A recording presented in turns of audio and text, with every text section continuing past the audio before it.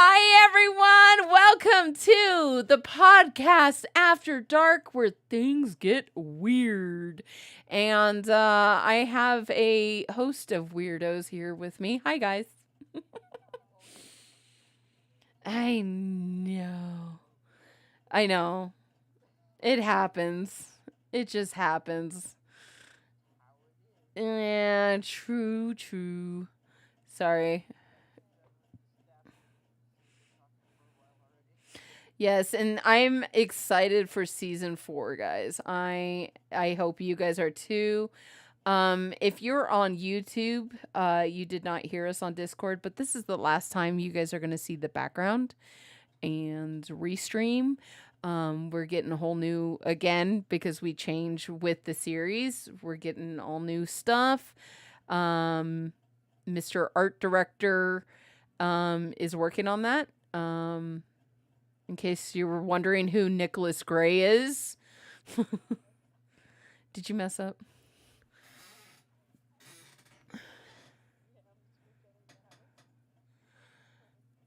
Did you just dox yourself? Oh, by the way, we have 863 Systems here on Twitch. They're also streaming as well.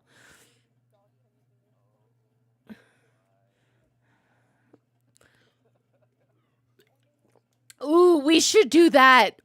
We should no, we should we should take I know, we're only going to use our first names right now. That way it confuses everybody. Okay, Isaac. No, I was thinking we should all screenshot our wallpapers.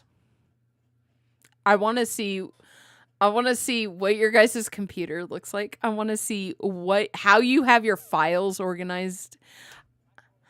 I want to see what do you have as your background.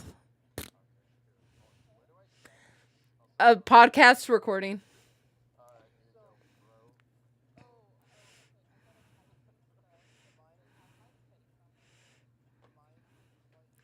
I want to see your face. Well, send it to me in DMs.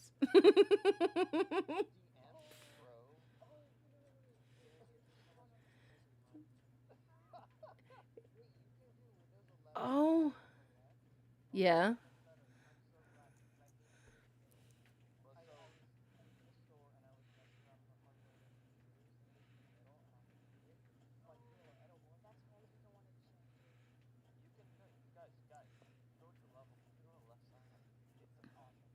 I'm on mine is I know, it's always been a thing.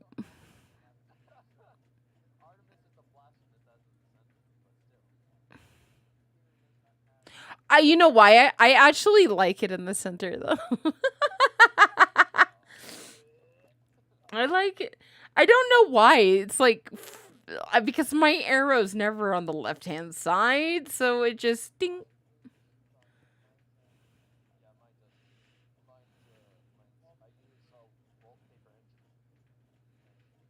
Ah.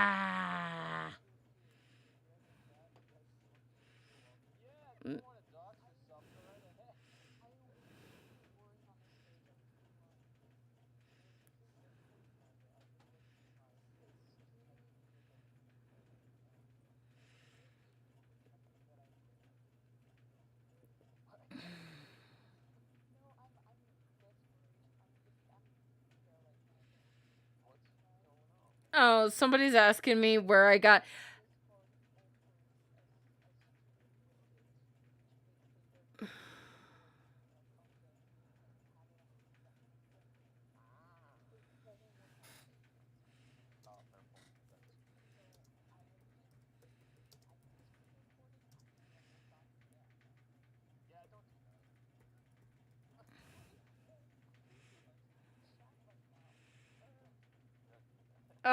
Somebody asked me for my wallpaper, so let me get it for you.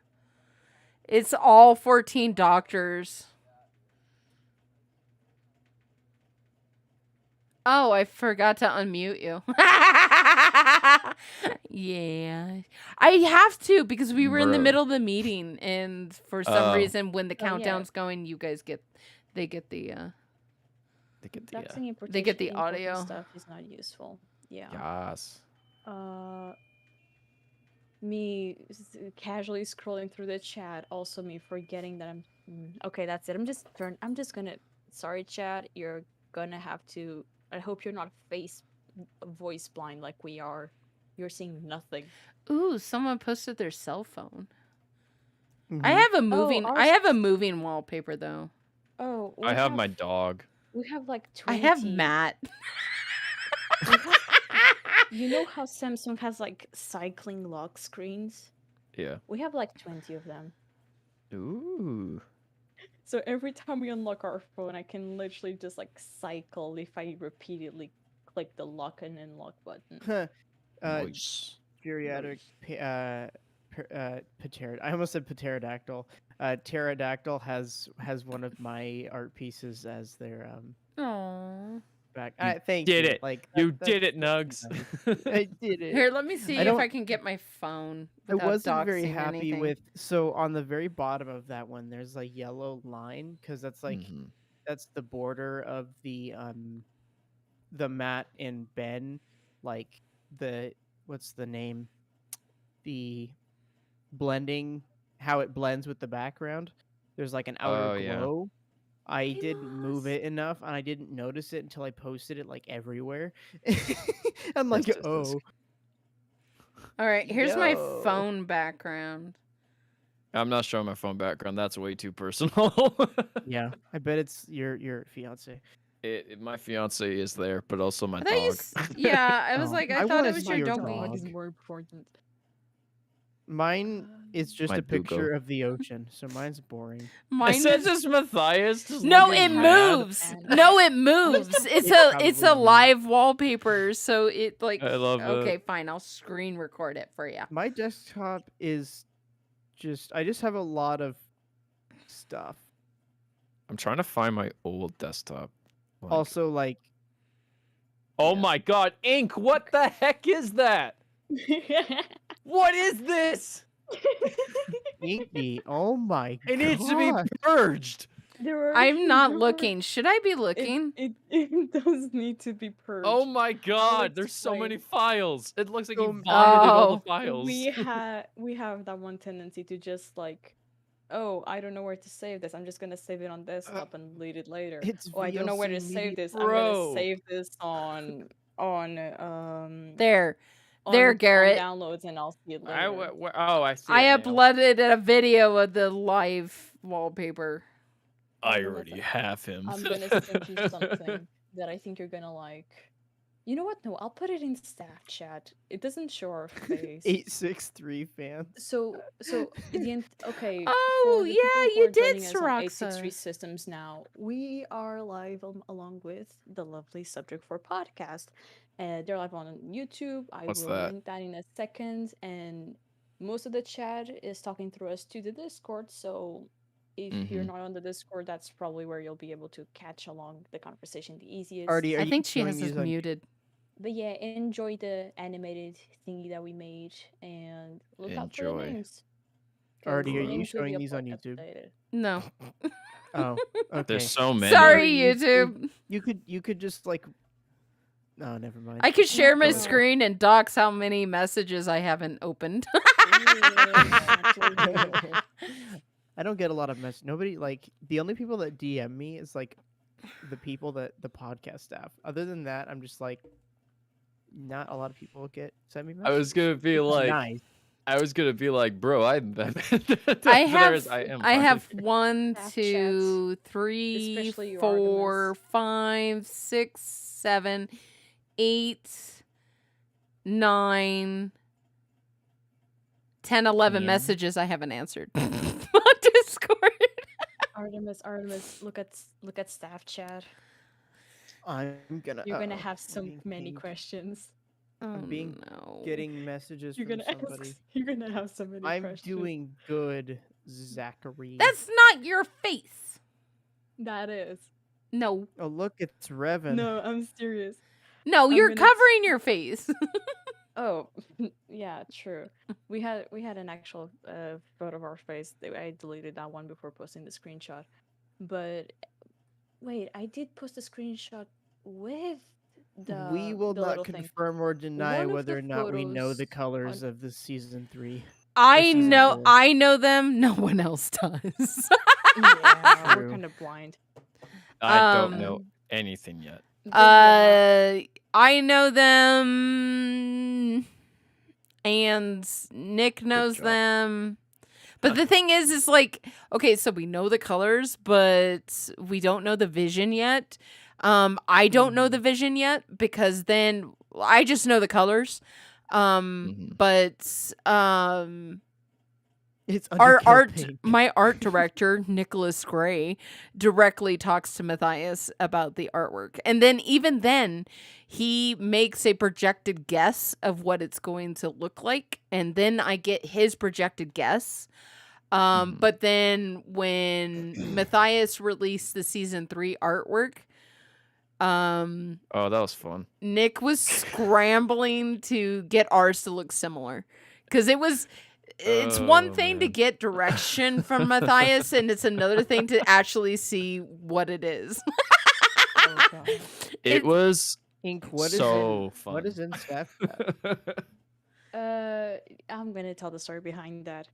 So that is us on 10th grade, and out of the entire school, the art kids are the only ones who do you know, the only description I can do about it is like bullying, but it's part of tradition. Oh, fresh. What's it called? Yeah, I know, right? Yeah. I hate that. So It's so stupid. So yeah, we for college we refused to it because it was absurd levels.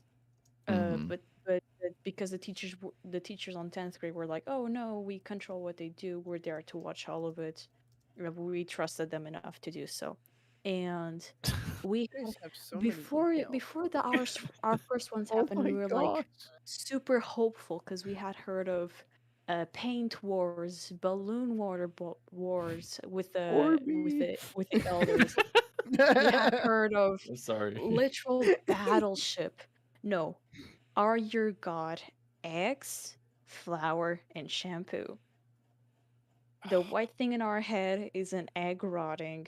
Our back is filled with flour, shampoo, and egg. And Oh, is just that what that is? yes, Aw. I yes. just thought you hadn't taken a Bullshit. shower They in a literally while. no, they literally came up to us with an egg and smashed it on the top of our head. It's so dumb. I We- remember I remember like they were told like, oh, this is tradition. It's like it's not freaking tradition. It's No, just being cruel. this Oh, year I got a story. this year they were gonna escalate it. Like I got the a story. actual college, separately. they escalated absurdly when we were like, nah, we already have dissociative identity disorder. We don't need more PTSD. Right, yeah. So I went to a youth camp a couple of years ago, and apparently this is my first time we had ever gone to this youth camp. So apparently they have a thing for the seniors that are graduating that year. They play a prank on everybody else, right? So kind of a senior prank that they do to every cabin at this youth camp. Well, what they did was they got into these like stupid weird costumes, and one was in a dinosaur suit, I'm pretty sure. But it was like 2 a.m. We were all we were all trying to sleep at least, but it was a group of middle school guys, so it was impossible at that point. But we're all trying to sleep, and we hear this like like the sound of jingle bells. We hear that outside, and we're like, "What the heck is going on?" And then we hear the door open. It comes in. Somebody's holding a speaker, and it starts blaring super loud music, and they're all in these stupid costumes, and they start dancing around in the middle, not saying any words at all. But then they started like throwing things at us, moving things around in the room. We're like, "What is going on?" Oh Sounds no. like a start of a cult. It was Yes. it You was guys very much walk in like with a that. dinosaur costume, you're like, one of us, one of One us. of You know, us. it's Nah. like Jesus. Like the I- little bit Right I back. saw of that stuff this year was like kids walking around with signs in front of their chests. Yeah. Apparently godfathers and godmothers are not just godfathers and godmothers. Apparently, they also have ownership over the kid or something like that. It's stupid. It is. And how about no? Well, the thing was like we used to do it. It's called it's freshies. We used to do this in high school. However, it got banned due to one prank being I can't talk about it, but it just went over, any guidelines, and yeah, so it got banned from our school that I went to. I That know I doesn't can mean it talk didn't about stop this us. one. I know I can talk about this one because it was on the Portuguese news for like months in a row, and people even went to court over it. Yeah. 5 people died because they decided to go to the ocean at night. They dared the younger ones to go swim. Oh wow. No lights. I did a senior prank in high school where we There's a devious laugh right there. We did a. we snuck Insert cringe onto face our here. high school campus and we took all the like patio furniture that's outside because of course we're in Arizona, so we eat outside because it's nice. Okay. Nice and stuff, so they have like benches and patio furniture and stuff. We took all the furniture and hid it on the roofs of the buildings.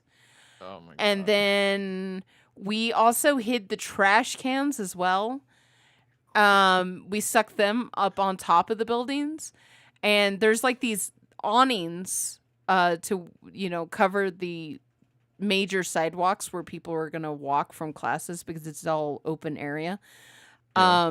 So we lined the trash cans like that, and then I left because I was like, it was like 3:00 in the morning when we finally finished putting all these benches and tables and the trash cans up there. Then there's always somebody who takes the prank too far. After I had left, one of the high school, like one of the jocks decided to light the trash on fire. Oh god. And they took an amazing picture because it looked really cool seeing like these trash cans on fire all in a row, just down, like in the middle of the night, just down this walkway. Oh my god. But yeah, the fire department was called and stuff. And Yeah. while They were not while the fire department was there, they put out the trash cans. The assistant principal was like, while you guys are up there, can you guys give us our furniture back? So like our senior prank didn't last long. That's really funny. Here's the thing. I've never done a prank, but I almost got arrested. Oh, I got Ooh, let's hear this gotta hear story. this I one. have an arrested stories too. Yeah, so I was 20 years old, and I was hanging out with my buds, and we went out to hang out in the park. And at this park, by the way, this park is connected to my old elementary school. And in my elementary school, they have this massive shed in their near the playground area. So I was like, I was hanging out with my buds and such like that. We were going to walk around to the shed. Where we were talking about like, oh, remember we used to think like there was like a dead body in the shed and such like that, and we used to like tell stories. And like, yeah. And he was like, I wonder what's actually in there now. And I was like, I don't know, man, either. So my friend's like, let's break into it. And I was like, is that a good idea? And he's like, yeah, I'll be fine. I'm like, cool. So we opened into the shed, we broke the lock, and we jump into the shed, and we see there's a quad. And my friend is like, there's the keys in the quad. And I'm like, oh yeah, there is keys in the quad. And they're like, that's cool. I'm like, maybe we should like, maybe like get out of here. And they're like, bro. Oh, by the way, may I also say this? We were drinking. And they had beers in our hands, and they're like, wait, why don't we just drive the quad? And I'm like, I don't think that's a good idea. But my brain at the time was just like, heck yeah! It's called So- the alcohol in your brain at that time was like, yeah. Yeah, so I jumped on the back of the quad, standing up while they were doing donuts in the no. in the park. And it's like it's like 100 feet, like it's like a football field, basically, of how much we could drive. And we're driving around, doing donuts and screeching over. And then all of a sudden, we hear the cops' sirens go around the corner. Oh no. Because people called the cops, and I was like, "Oh shit!" So we Whoa. so we jumped off the quad, left the keys there, and booked the hell out of it, while hiding in the bushes, and running through like these bushes. And then I realized something. My friend left his wallet in the quad. Oh no. So we had to run back. So they're like, "Garrett, get the wallet." And I'm like, "No! What do you mean no? I'm not doing that." So my friend coerced me into doing it, and I said, "Okay, fine, whatever." So I basically did ninja style to get this goddamn wallet in And the you quad. failed. And you And failed. I was crawling on the grass, and I see the Oh, cops God. pull out their flashlights. And I'm crawling in the grass, and I grab it, and I just booked out the hell out of there, and everything was fine. The next morning, we hear the radio station. They're like, "Yeah, this quad was stolen, and it was like all over this." And there's like 5 cop cars lined up my entire, because I lived near the school too, and they're lined up through the entire road, blocking traffic. And my mom's like, "What idiot goes around stealing a quad, then leaves it, and that's it?" And I'm like, "Yeah, what idiot does that? That's really dumb." Um, But I almost got arrested that night. Oh, God. I was actually placed in the back of the police Oh, you car. did get arrested. I didn't get arrested. Oh, you got detained. I did get detained. Okay, so when I was younger, this isn't so much now, but when I was younger, I could not get drunk. It just like went through my system. And there's like a fraction of people on the planet that are like me. It just goes straight to the liver and damages the liver. But it doesn't get absorbed into the bloodstream. So, I couldn't get drunk. But it's not from a lack of trying. One of these nights we decided to do a. Oh, that was a fun night too. Anyway, we decided to go bar hopping. And one of my friends so I worked at Walmart at the time. Oh, hell yeah. So we all like got off at the same time and we're like, "Hey, let's all go out. None of us have to work tomorrow." So we ran to my friend's house who was very close to Walmart, and she had all these outfits, so we all like changed into like clubbing outfits and stuff. So we went out, and for girls, there were 5 of us girls. Not as, it's very, how do I put it this way? It's more safe for girls to go clubbing than just go to a club. Because I see what you're saying. as long like you see a group of girls come into a club, they're kind of targets for creepy guys. And as soon as like you get hit on for the 4th time, you leave that club and go to the next one, because that's all that's going to happen from there on out on that night. That same dude is going to keep coming up to you, and it's just 100% creepy. Boys. In fact, I got hit on at a gay bar by a guy. I'm like, "You're in the wrong spot." Been there, done that. But I was there. I am not. No, I am not gay. I do not have any problems with people who are gay. I end up at gay bars because a lot of my friends are. But Gay bars are fun. yeah, and we went to a gay bar because they were having a bearded lady contest for like they were doing a transsexual night, and it was like a glitter beard party. So we went over there to see the glitter beards.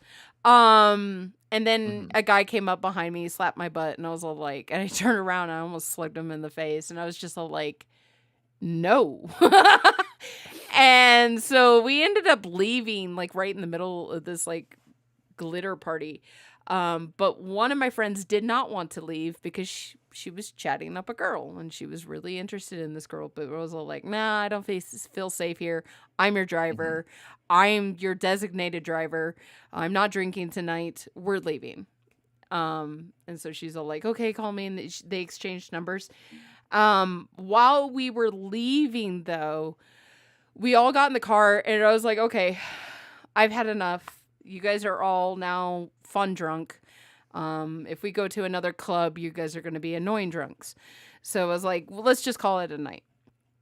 And so I dropped off all the girls that went with us. And it just comes to this girl that we went to her house who we borrowed all her clothes. I was going to drop her off and then go home. She's the one that didn't want to leave the last club. She is now, the alcohol is now fully into her system and she's now past the fun drunk stage. And I guess the lady that she was interested in was actually interested in one of the other girls that was with us that night. Ooh. So as What did I miss? she's now, I'm talking about the time I almost got arrested. So now this God. girl is now drunk crying, thinking she's lost her opportunity for the love of her life. I was like, you've only known this girl for like 10 minutes. But you can't tell a drunk that, you know? No, this is Yeah. a dire, dramatic, crucial thing. And so I get into her neighborhood and I did not stop the car. I was still cruising at neighborhood speed and she jumped out of my car. What? She jumped out of my car. I was going maybe about like five, maybe 10 miles an hour. She jumped out. It was all like, like ugly crying running down the street. And I'm like, dude, we were so close to getting your drunk butt home. And I was like, I need to like child lock these doors, like when I'm the designated driver, because this is not the first time a drunk has escaped on me. So I That's a left sentence. my car parked there with both of the doors open.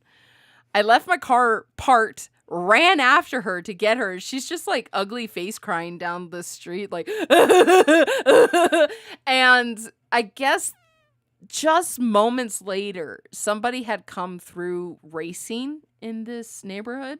So loud music and stuff. So somebody had called the cops.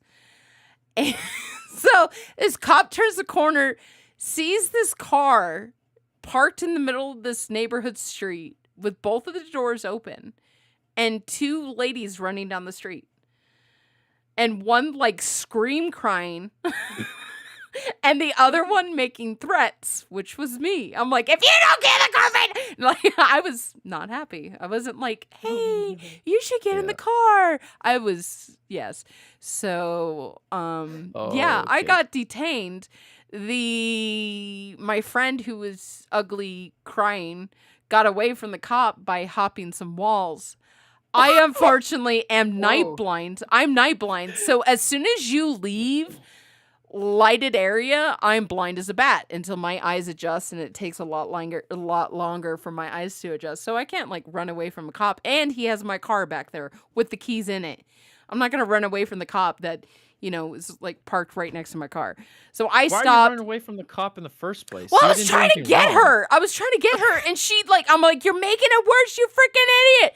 And she's like hopping the walls and stuff, and I'm all like, and I'm a short girl. Like, well, I have short, stubby legs. I'm 5'5", but I have short, stubby legs, and so I was like, there's no way I'm gonna go over these walls. Oh my So I just God. turned to the cop, and the cop is all like, put your hands in the air, and I'm all like, and wave him like you don't care.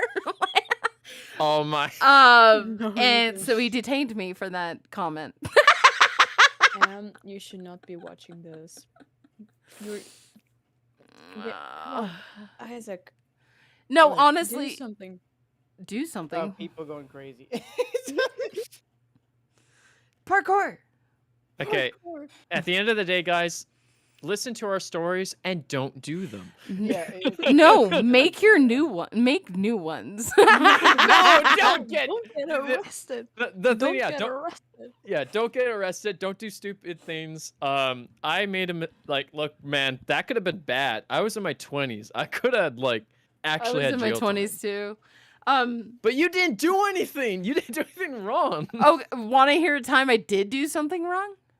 Uh-oh. Okay, I will tell you no. a story. Oh, I will no. tell you a story. I will tell you a story where no alcohol is involved. So you can't blame that part. And I didn't almost get arrested for this, but if there was a cop nearby, he would have. Oh, fair point. Okay. Okay, so where I live, there's a lot of dirt roads. Oh. My friend and I, we were coming back from in town, and we were going to her house, and she lives off a dirt road. I don't, but she lives off of a dirt road. So she's going down this dirt road, and she's like, "Oh, do you want to see something that's been helping me save on gas?" I'm like, "Sure." So she put the car in neutral, and the car basically was just rolling. And like on dirt roads, there's like barely any traffic. So we're just sitting there chilling out, listening to music as we're just slowly rolling down this car with this car. She's all like, "I really have to pee." And I was like, "Well, then go faster. Like actually put it into gear and like drive." And she's all like, "No, I want to save gas because this gas has to, like, we're broke high schoolers." Yeah. And she's like, "No, I have to save gas." And I was like, "But you have to pee." And so she's like, "Hold on a second." So Oh no. she jumps out of the car. She's the driver, guys. She jumps out of the car that is rolling down this dirt road, runs off into the desert, pees, and then comes back chasing the car that I'm rolling down as the passenger. No. Oh my god. And so I just like lean over, and it's like a typical day with me because my friend, you guys think I'm crazy. You should meet my friend Rachel. Like she's 20 times crazier. So I'm just holding the wheel straight. And I thought it was so funny that she was chasing her own car. And she gets in, she jumps in, and she's like, "Oh my gosh, I feel so much better." I was like, you know what would be funny? Is if we see a car coming, we both get out and we all like get to the back of the car and run alongside the car like we're pushing it at this speed Oh my god. with no driver or anything in it. I think it was like, just think how funny that would be if you passed by yeah. two girls that are jogging at like 10 miles an hour, pushing a car like, "Yeah, we're buff." I'm gonna make a note in our system journal. Never ride a car with Artemis in it. No! Yeah, this is just giving me like bad vibes of being like, so Artemis. It This looked- is saying, don't ever get in my car. She goes, "How do we keep the wheel straight?" So we fashioned the seatbelt to That's hold why the. people are leaving your car. No, I wasn't driving. But anyway, so we fashioned the seatbelt to make the wheel go straight, and we're like, "Oh, here's a car!" So we jump out, and we're behind the car, and it was working. Like the effect was working. Like we were like running at a bit brisk pace behind our car, and there's no one in it. We're just like, "Yeah, we're this strong." But then there's a problem. Holy shit. You don't say. There's a You think? Here's the huge problem. I have this visual in my head of how we look like, and I start laughing. You cannot maintain a good pace while jogging while laughing. I dare you to try. Try to maintain a good rhythm pace and then start laughing. You can't do that. So we start slowing down because I'm laughing. She starts laughing. The car is now going faster than us. It's rolling down this hill. And we can't. Oh my. It started God. to gain speed. The gravity work like that. Gravity exists. I could not catch this car for the life of me, and I'm just dying laughing. I was like, "Oh well." Wait, you guys both got out of it? Yes. Wait, hold on a second. Yes. You just let it go? I just in Did my you head. get it back? In my head, I'm like, "There's going to come a hill, so it will start rolling back to us. And she's all like, that's my freaking car! So she actually takes off, catches the car, hits the brakes, and I come walking out just laughing my butt off. This isn't Frozen. Don't let it go. It was so funny. I was dying so hard. It was like, and Oh my a lot God. of my high school stories start with, so me and Rachel. So if you ever For hang out once- with Rachel, Once I'm glad we we run. don't have She- these We don't. lessons. Oh my gosh, like I drove an old Chevy Astro van. That's we're what going with the car I story again. I drove. Look it up. Pull up a Google right now. Don't close the window that you're watching this. Google 1985 Chevy Astro van. That is what I drove to school. Mhm. It had a rusted top. Out of the 5 doors, only 2 of them worked. Oh, that's beautiful. That is Beautiful. It's Yay. the liner in the top of the car was no longer glued to the fabric at the top, so it was like just sagging. Oh, Oh And my I God. decided to put a cherry bomb muffler on it, so it sounded like people would turn their heads when they heard it because it sounded like a huge like V8 like muscle car Okay. coming down the road. But no, it's just my little minivan. It's this baby little car just going down. It's like, It sounded like that. It sounded like that, and it got a nickname in my high school as the Pimp Mobile. The They're like, Wait, look was at the the Pimp outside- Mobile, and what but color the was it? it was like That's a funny. light blue. Oh. It was a light blue. Jesus. Oh, no. I'm Yeah. pretty sure Fishing So Phantoms was the she right one. and I no. decided to see how fast the Pimp Mobile would go. No. No, Um, you didn't. No. While we Not were- again. What? Not again. So me and Rachel, you know, when we were on the meeting, I sounded a lot like Matthias because I actually went over like a little mountain. Didn't go through a Yeah. tunnel. I went through a little mountain. So she decided when we were going over this mountain, she goes, I'm going to floor it on the other side and see how fast we can get this No, puppy. no, God, no. Artemis, you're gonna kill yourself. So I'm like, do it. And she was driving. She was driving again. Get up. I had broke. Yes. I had broken my toe, so I was like, I don't want to drive anymore. I've been driving and like I've been walking. My toe really hurts. She's like, I'll drive. So it's like always like when she's driving.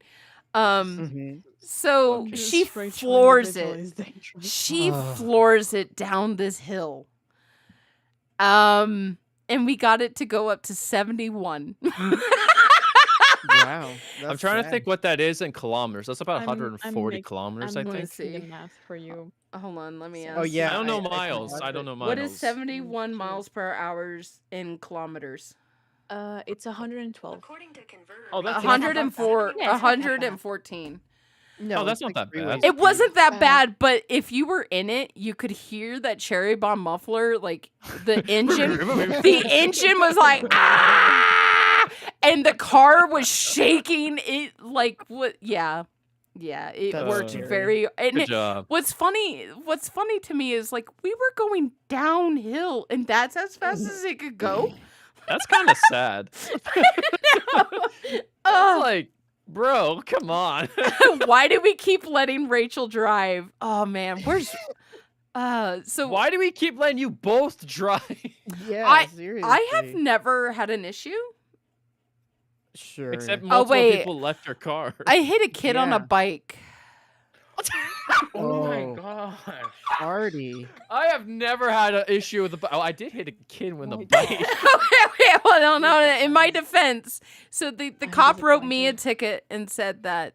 Okay, so what happened was I was coming up to a red light. In the state of Arizona, you can make rights on red. Yep. Here too. Yeah, you can make a right on red. Unfortunately, there were these 2 huge cinder block Oh. walls So I had to edge my nose out to see if I was clear so I could make this right on red. And as I was edging out, this bicyclist, he was like a 13-year-old kid, was Jeez, coming all of his bones go Okay. like. well no Okay, so about I'm- the age of nugs. Okay. I'm literally just rolling, guys. Ouch. I'm not going at a quick speed. I'm just kind of pumping the brake a Okay. little bit to see where I'm going. And Right. he was trying to beat the lights because Oh. he saw the traffic was going to be yellow and that my light would turn green, and he wanted to reach the intersection before my light turned green. So he's like pedaling really quick, but I can't see him because there's the wall there. Yeah. And as I'm edging out, he hit my hood, bounced off of it, and I'm like, oh God, I killed somebody. And I just have, killed a child. and again, my Yeah. car is full with a bunch of other people, and they were like, oh my God! I was like, Rachel, take the wheel. It's your fault. this was actually in college, up in Phoenix. But so Rachel never the made it kid to was college. the kid was fine. His car, like his bike, was kind of the frame was bent, but he did put a big dent into my car. And some pedestrians called 911 while I got out and was checking. And so all these cops came. The kid was fine. He had a scraped up knee, and that was it. And so Okay. I did get a ticket. The cop said in the ticket was failure to control speed to avoid an accident. And then he marked how fast I was going, 0 miles an hour. And I'm like, wait. Wasn't the kid hit you? Well, I was like, wait. I failure to control my speed at 0 miles an hour. Yeah, you should have controlled it to his negative. I know. At least. So I went. So at the college that I was at a theology college, and so the protocol there was because we were living on campus, so they're kind of responsible for. Well, they were responsible for me because I was 17 in my freshman year at college. So because I wasn't a 18-year-old, I had to call one of my professors to come meet me down there. And he was like, this is ridiculous. Me and you are going to court together. So when the court date came up, he went with me and was all like, I want you to look at the reasoning for the ticket. And then I want you to look at the, how fast she was actually going. Like he was actually like stepping in as my dad. And so the judge was like, you're totally right, because in the state of Arizona, a bicyclist who is not in the bike lane and obeying the traffic laws, if they're up on the sidewalk and they enter a crosswalk, they have to get off of their bike and walk their bike across because they're a pedestrian. Yeah. And so the judge ruled that he hit me. And I was all like, makes sense. So Should have been. So So, little kid, you're going to jail. no, because I didn't care. I didn't care because honestly, when we got back, so my professor followed us back to the apartments that we were living in. He goes, "Do you have a plunger?" I was like, "Yeah." Why? Is your toilet busted or something? And he's like, just go get me your plunger. So I go get my plunger and I bring it back to him and he sticks it to the car where the dent is and he just pulls the dent out.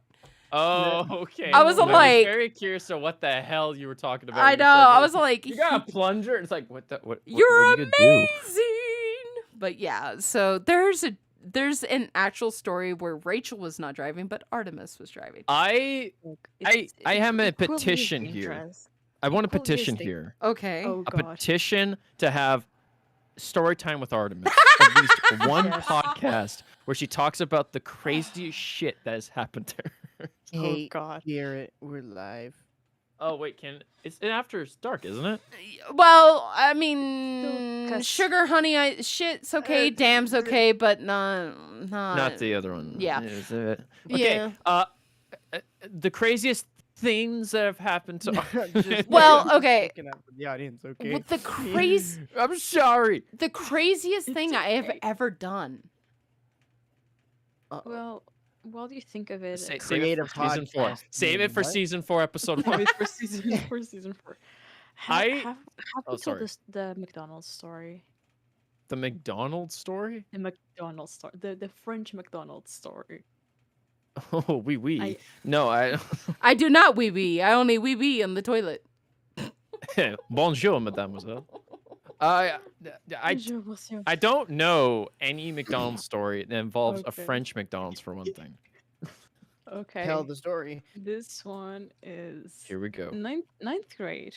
Uh, And normal thing that happened on Catholic rich school where the kids have to pay a bunch of money is that if you were learning French during 7th to 9th grade, you'd be going to Paris and visit a bunch of stuff like the Louvre.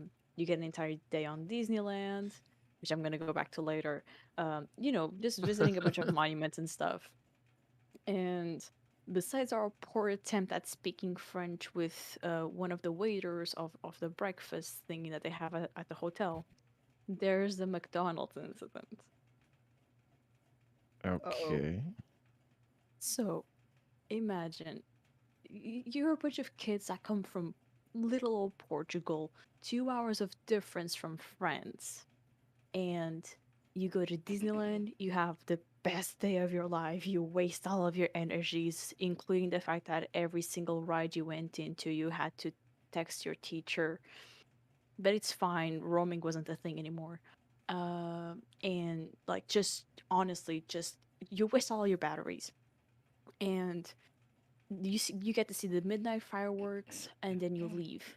And then you realize, I haven't had food all day. The teachers are like just furiously trying to find a place for us to have dinner, and they managed to go into a mall where this small McDonald's is closing. It's the only thing open, and it was closing. Our teacher just goes and starts begging the owner in French to let us eat, and eventually the man gave in. Everybody was sat down, and from there it just gets worse, because it's 10 teachers with hold on, with 8 classes of around 30 people each. 10 That's a lot. teachers. 10 teachers for all those 9th graders. Most of them are out of battery on their phones. I know our first phone was dead, so we were on the backup just reading old texts that we had on there just for pure entertainment at that point. And I remember sitting down, ordering 8 McDonald's. That's all we had that for dinner that day. And just slowly turning our head over. And you just see, I'm going to use the word drunk here, but please, it's not alcohol. Just a bunch of sleep drunk 9th graders. The girl in front of us was legit blowing her fuses as each second went by. She was like hammering on the table very lightly, not in a stimming sense. She was very eyes bulging out, very trying to contain her level of desperation. Mm-hmm. The food comes in, everything is fine. The teachers just like start serving the kids, and food was taking forever. After we ate, most of the people hadn't even been served yet, and we just kind of left. Oh hey, Ether's on Twitch watching. We just kind of left to another table where our besties were, and you know how those McDonald benches where like you can sit back, and then on the other side is just a normal seats. Yeah. We sat on the tip of the bench, back turned to the people behind us, and our friend just asks very gently, "Hey, I'm exhausted. Can I lift the hood on your jacket and use it to block out the noise?" She fell asleep on there. we only went back to the hotel. It was 4 a.m. in Portugal, 6 a.m. in Paris. And nope, I was the only person awake on the ride home, and we were so hungry the next morning. So yeah, if you take your kids to Disneyland, please bring food with you, or please give the kids money to buy food there. Oh yeah. 'cause Or you- give them McDonald's every second. I once hallucinated while driving. Oh my god. Okay, all right. Okay, Okay, okay. you are solidifying. If I ever come to visit you for some odd reason, to never get in a car with you unless I have a warrant. I have never the accident that I described of the kid hitting me is the only Yeah, accident. that's different. But you hallucinate. Well, Okay. It was kind of the way that happened with Inky, to where Sleep deprived? yes, and I I see. was taking. By the way, side note, children who are listening to this podcast and listening to my voice, and who like bang energy drinks, Or you can you can overdose on Yes, caffeine. you can. most definitely. I've yes. done that before. I have overdosed, That's while not a thing I wanted to driving. hear, Garrett. and if It's like horrifying. if anyone in the valley is listening to me, I once overdosed on caffeine while driving downtown Los Angeles. Oh, it's so bad. Okay, Yee. hallucinations are our department. Lay it on us.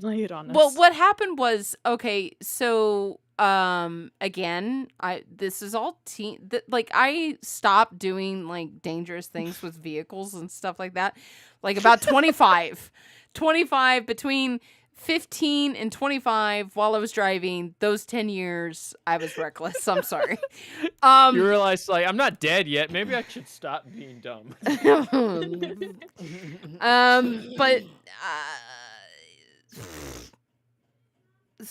okay, so we decided it was so we just graduated freshman year of college, and we decided to have a freshman trip. And my car fit 6 people. Because I had a bench seat in the front where somebody could sit like right next to the driver.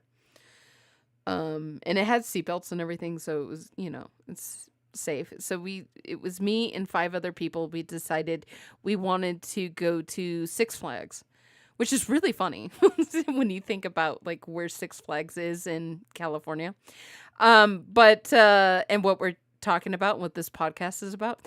But so we decided to go to Six Flags, and then we wanted to go to the beach the next day. So I left Tucson. Tucson to Phoenix is about an hour and a half to 2-hour drive, and I went up there, and one of our friends was getting married. And so we decided to stay for that wedding, because what I did was I left Tucson and then picked up 2 girls up in Phoenix. And we're like, oh, while we're there, we can like crash the wedding and then see the ceremony, go, yay, look, kissy face. And then we can leave right after and head over to Six Flags Magic Mountain. And so I woke up that morning at like 5 a.m. We drove to the wedding. Then while we were after the ceremony, we were starting to do the math in our head, and we're like, okay, if we leave Phoenix and go to Los Angeles, it's going to be 3 o'clock in the morning. So let's actually arrive like when they open. I was like, oh, okay, great idea. So we decided to go to my friend's house for dinner, and we hung out, played video games and stuff until we were supposed to leave. So then we left. So now Artemis is now not sleeping all night. Artemis has been awake all day, went to a wedding, had all this like fun in the sun in Phoenix. And now I'm driving all night to Los Angeles. We get there, we have tremendous fun at Magic Mountain. It's now 10 o'clock at night, and Artemis now has to drive us to the beach on the other side of Los Angeles. We were at Magic Mountain. Now we're going to Huntington Beach, which is on the other side of Los Angeles. So that was like a 2, maybe 3 hour drive. It's now like midnight.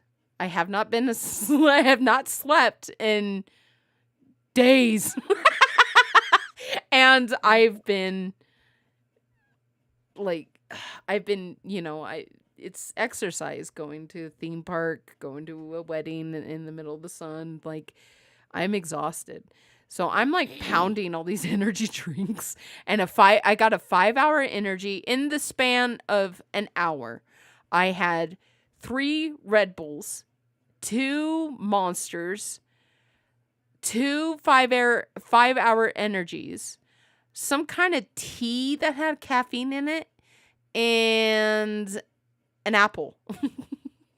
This is a bad idea. Yes. And so while I was driving, we were on some freeway. I cannot tell you where we were. We were on some freeway, and I'm watching the cars in front of us, and it's dark, and I'm just looking at these taillights and looking at the red taillights, and they started morphing into creatures and started then one rushed at me, and I was all like, whoa! And I woke myself up because apparently I was dreaming with my eyes open. Maybe it was, and so my friend, who's very responsible, her name is Caitlin. She's the one that keeps. Not Rachel. Okay. No, Rachel. Rachel's didn't, like the devil Rachel on the shoulder didn't and go to Caitlin's college. the angel. Rachel didn't go to college with me. But Caitlin is my best friend. She is the person who's whacks me upside the head when I say something stupid or do something dumb. If I make a "that's what she said" joke, she'll whack me upside the head. Anytime that you might hear me mentioning game nights, Caitlin's always there. Caitlin has been our best friend since 2002. So she was in the front seat to try to keep me awake. And when I went, whoa, she's like, what happened? Like she's like looking around on the freeway to see if we ran over something or if there's an accident. And I was like, no, it's okay. And she's like, what happened? And I was like, I'll tell you when we get to the hotel room. I don't want to tell you right now. I don't want to make you alarmed. Because I knew immediately. I'm hallucinating over here. And I just didn't want to worry my best friend. And she was all like, okay. So she's just sitting there and she's giving me the directions, because this is 2006. So this is like before, like, at 2006, we didn't have Google telling us where to go. We went to a website called MapQuest, and it gave us step-by-step directions, and you printed them off, and that was your Google. And so she's reading those steps. I woke up because somebody in the back had said, oh, I need to go to the bathroom. So we stopped at I got off the interstate we were on. She went and used the bathroom. I was like, I need to fill it up anyways for tomorrow. Then that's when I got that tea thing. And, I got the 5-hour energy then. The second one. So then we get back. Well, first we get lost. We couldn't get back on the freeway. We didn't know how to get back on the freeway. We knew how to get off, but not get back on. So we got kind of lost, but then we ended up getting back on the freeway. I don't remember anything from getting on that freeway to the point where my friend Caitlin said, okay, that's the hotel on the left. I don't remember anything. I don't know how we got there. And we had another 2 hours to drive, and I don't remember that 2-hour drive. And it's relatable. And I remember she's like, yeah, the hotel. We were checking in the hotel. And I was paying because everyone gave me the money, and I just put it on my credit card, and I was just going to use the money to pay out the credit card anyways. So I'm standing there, and the guy's checking us in, and he turns to my friend Caitlin and he goes, "Is your friend okay?" And I'm just staring at him like, "Hurry up." And I rushed to the bathroom. Caitlin was all like, Veronica, if you didn't know. Hi, I'm Veronica. Nice to meet you. Caitlin was all like, Veronica gets the bathroom first, girls. So I went in, got ready for bed, went directly to sleep. We're like, our hotel's directly on the beach at Huntington Beach.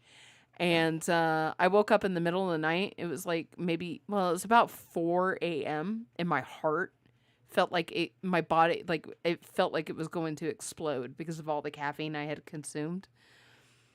So, and I wake up and all I know is that I have to run. So I go out the back door of our hotel room and I just book it down the beach. I ran as fast as I could. Like, I felt like I had to catch up with my heart. I ran as fast as I could, as hard as I could, until I collapsed on the sand. And I'm just laying there listening to the waves, and I'm looking up at the stars. And then I realize I have to walk back. That's always the worst. Yes, and then I picked myself up and walked back, got back into bed, and slept. And yeah, I slept through, like, they all had breakfast on the beach, and I missed that because I was just sleeping. But yeah, that was one of the craziest things. That is not the craziest thing I've done, though. See, all the crazy things that's happened to me is when I'm acting, like when I'm on set. Yeah. Every crazy story that occurs, like in my brain, is either A, depressing, or B, is like when I was acting. Like the moment where I thought we were all gonna die was when I was acting. And like transportation issues, like all that stuff, that all happens during film. Every other day of my life is normal. I don't know why. You're a normal man, except when you're doing your alter ego work. Yeah, when I actually like doing my secondary job where I'm playing as a different character and all hell just breaks loose. I mean, like I've overdosed on. Okay, so if you're from Canada, if you know this, please let me know. In the early 20s, they had something called an energy drink called Jolt. Yes. Yes. It got discontinued because it was dangerous to kids. It was basically how do I describe it? You know, Bane. It's like 2 times stronger than that. Let's see. While you're talking, I'm gonna look up how many milligrams. Jolt was massive, man. Those containers were huge.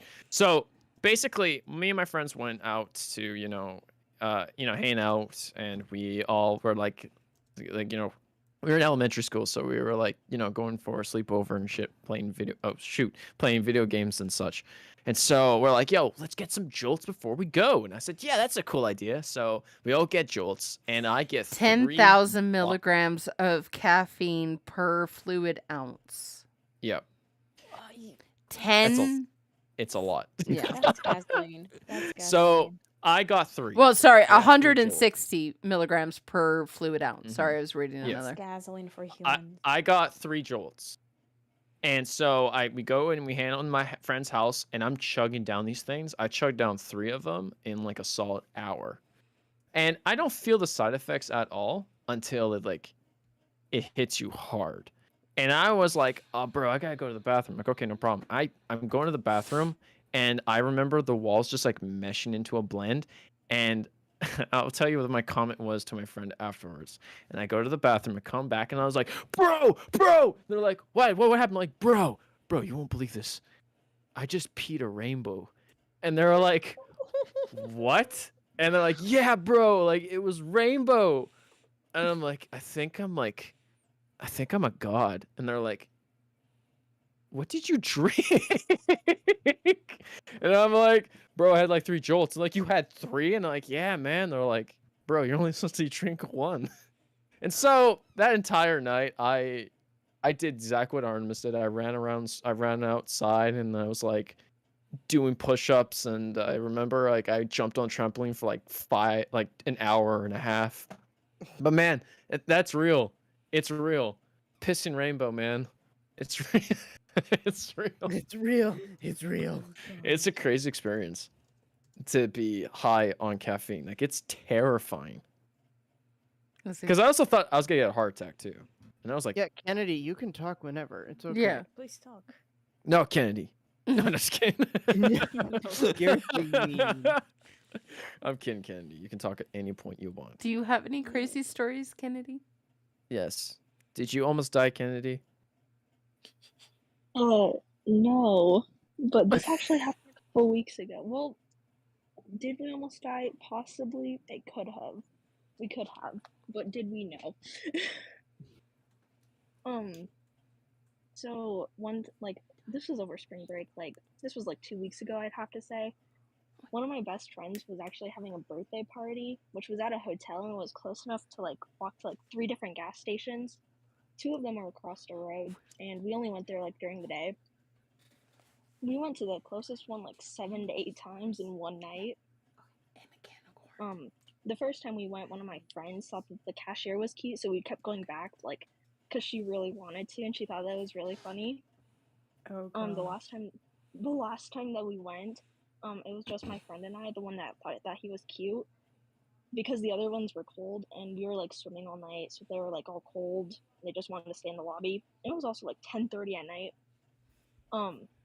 While we were waiting for this worker to get off, because she somehow managed to get his number, we did a photo shoot on this sign, because it was a come and go, so they had the "and" in the front, and it was really creepy, because he said he would meet us up front, or say bye or whatever to her after he got off, which he never did, and he just made a beeline for his friend's truck, because he didn't even drive, and he was over 18.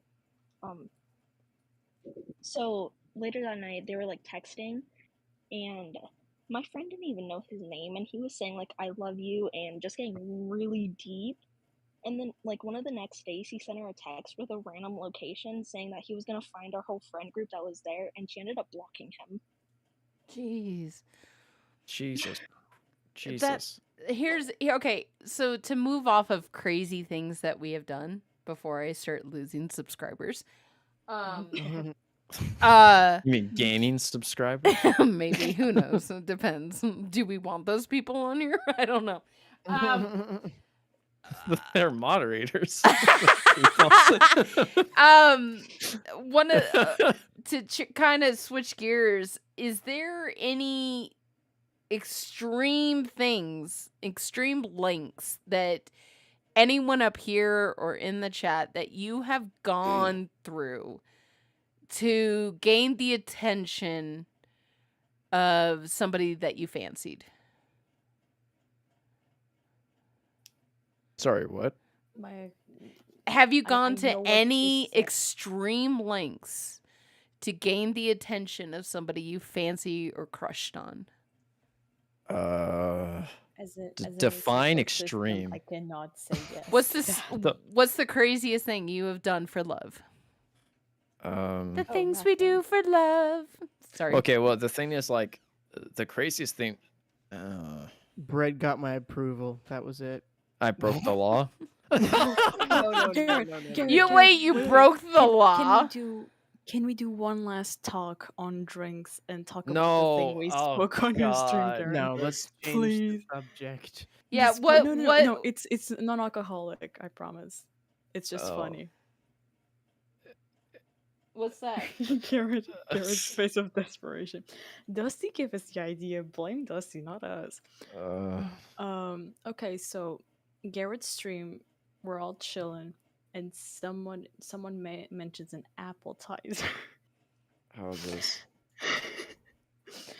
and we didn't know what it was, so we asked the person on chat, and the dude just says, "Oh, it's apple juice, but it's sparkling, sparkling apple juice."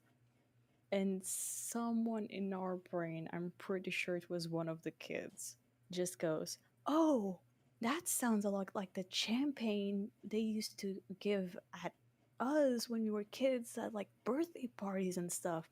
You know, the ones looking like they came in a champagne bottle, and we just start rushing to Google it, and we Yeah. find it. Yeah, in America, it's the exact same thing as sparkling champagne, like sparkling It's cider it's for New horrifying. Year's. For New Year's, It it's not it's like targeted for kids though. Here, no, It's but I it mean, is targeted for kids though. That's the worst part. it Imagine just go ahead, go ahead. well, it was like the bottle looks exactly like a champagne bottle, and I'm imagining a kid just drink it from the bottle, and like a parent is like watching by, and they're like, "What the heck are they doing?" Like I don't know. One Like that was the first thing that came to my when mind. I was growing up, gonna what was really chat suffer. popular? What was really That's the popular bottle. when I was like maybe 6 or 5 years old was candy cigarettes. Oh Yeah. They yeah, had Yep. candy Oh, cigarettes, Popeye. and Mhm. I I've never remember, seen those. I really remember this. My dad was teaching me how to float. So you know, so I'm like in the pool with my like little purple bathing suit because my favorite color is purple. And so he's like you got to keep your butt up, and he's like trying to push me up. And so he's like, "Okay, I'm going to let go of you now. You have to float on your own. And then I'm going to help your sister." So I was like, "Okay." And he's like, "Okay, deep breaths. You got to keep that oxygen in your lungs." So I'm like, "Okay." So I thought he meant like hold my breath. No. So Oh I'm holding no. my breath while God. trying to float until my dad is done with my sister. But my Oh my sister God. was too scared of like making her legs like leave the bottom of the pool. And so I'm like holding my breath, and I remember I'm like, I'm going to drown, and it's because of all those cigarettes I ate. I legit That's funny. thought I could not That's hold my cute. breath. My breath. My You can't hold your breath. bread. I could not You hold my hear that, breath Matthias? because of all the cigarettes I Oh, have that eaten. is so cute. I was an That's idiot as a adorable. kid. In my house that I'm currently in, I'm in my childhood home right now. Every bedroom has a ceiling fan. And the dining room and the living room also has ceiling fans. It's kind of a necessary thing in the desert. Oh, and the kitchen has a ceiling fan. Every room has a ceiling fan except for our closets and the bathrooms, you know. When The I bathroom was doesn't have a ceiling fan. Disappointed. when I was a kid, I was terrified of leaving a room with leaving the ceiling fan on. Which my parents were Oh. probably like, "Oh wow, look at our kid like saves energy." No, it wasn't to save energy. I thought if I turned on all the ceiling fans in the house, they would act like propellers and my roof would lift off. That is That adorable. is awesome. And That is I remember adorable. laying in bed. I remember laying in bed watching my ceiling fan on full blast because it was a really hot day.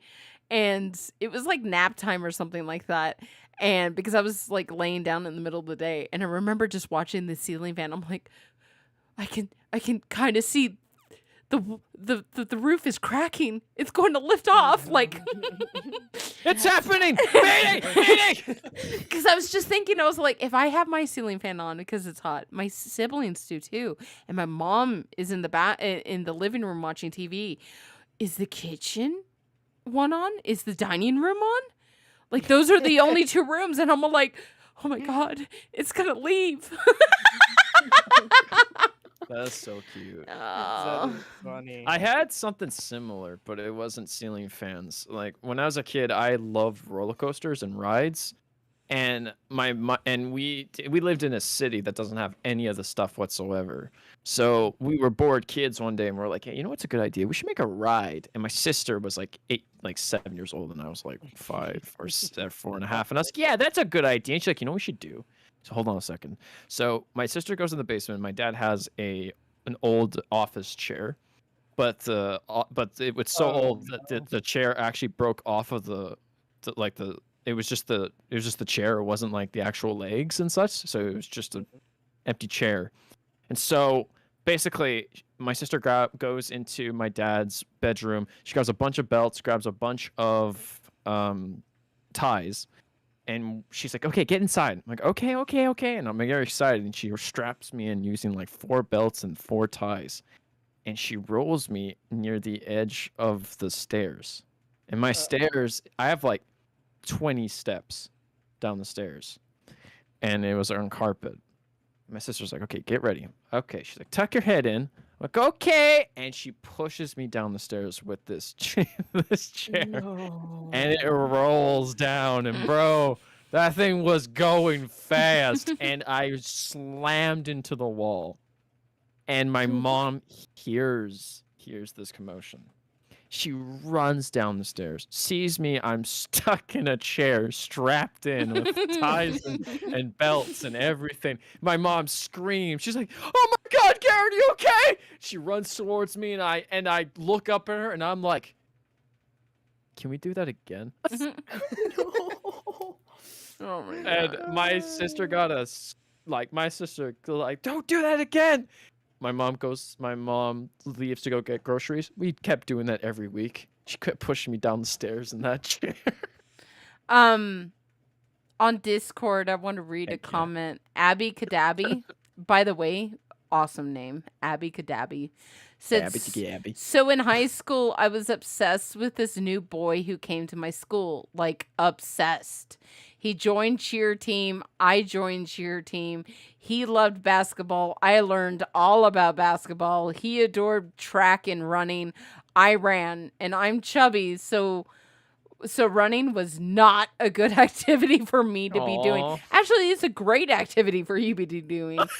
Finally, breaking about 20 school policy rules for him. Also, maybe 3 to 4 Iowa road laws.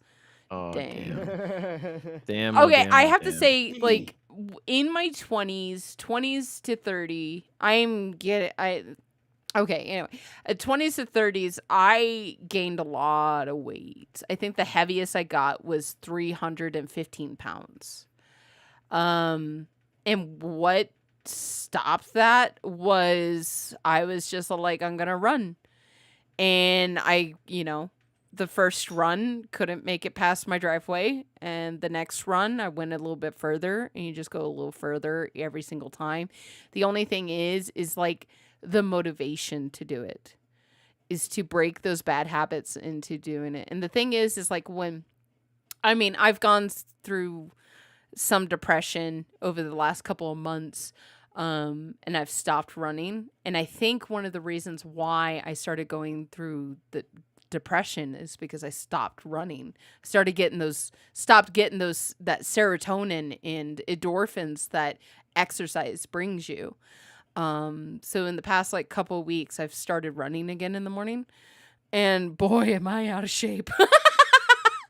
But Abby Kadabi, let's run together. I want to say something real quick.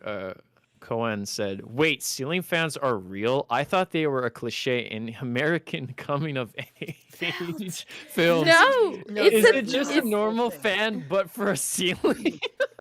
I think it was a legitimate question. I think too. Yeah, it But- is. know, It is a thing, especially in Arizona. It keeps your electric bill, because we all have central cooling in Arizona. We don't have swamp coolers because there's no humidity to take from the atmosphere. So everything is central cooling. But so I have 2 cooling units for my house. I live in a decent size house. And to run both of those coolers during the summer all the time costs a lot of money. So you don't run them at night. You basically maintain a good temperature during the day, and then you can get away with shutting them off at night sometimes, because sometimes it's still 100 degrees Fahrenheit at midnight here. But you can get away with a lot of days if you just run your ceiling fan and it cools your skin.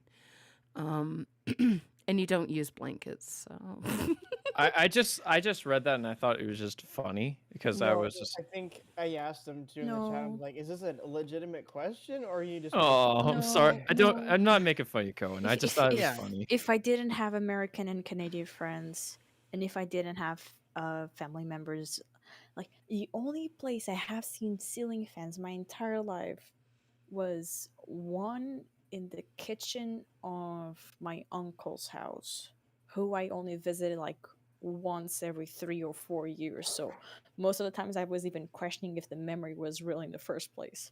Mm-hmm. So if I didn't have American friends, I'd be like, huh, The heck I is guess they that? are.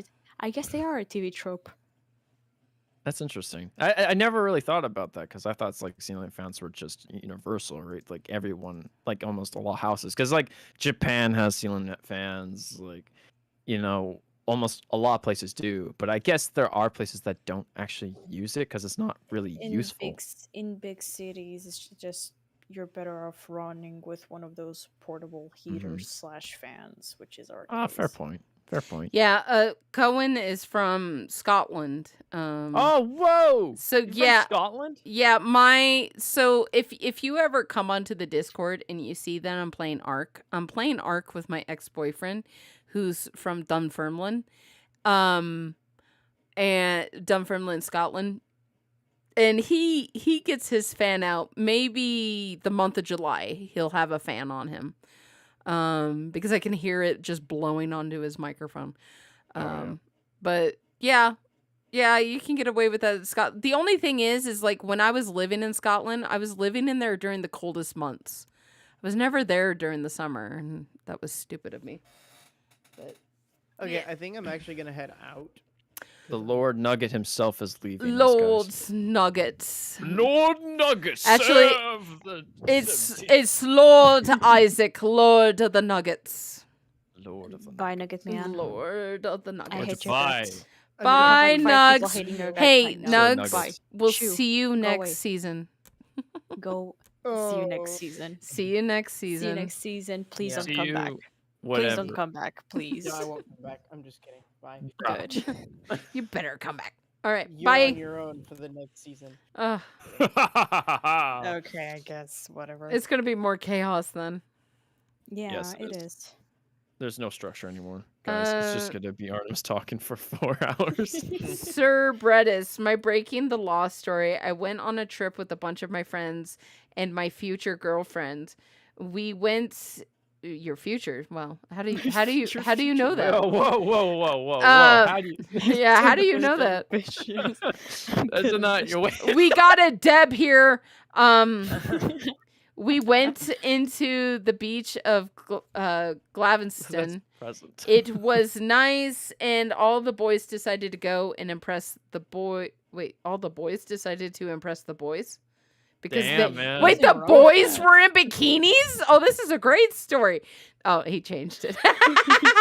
No, keep it. The boys decided to go and impress the boys because they were in bikinis. No. The boys decided to impress the girls Yeah, because they were in boys. bikinis. And as you may know, we all mistakes in the heat of passion, Jimbo. Oh, what? I don't know. It's they bread. made mistakes in the heat of passion. Oh, you know, like okay. a hem So, bone. bread, when you say that, it's not your future girlfriend. It's your present. My present girlfriend. Or current. Yeah, my current girlfriend wasn't my girlfriend then. now girlfriend. My future fiance.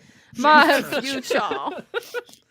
I Oh god. don't think I've done. Okay, yeah, no, that was crazy for love.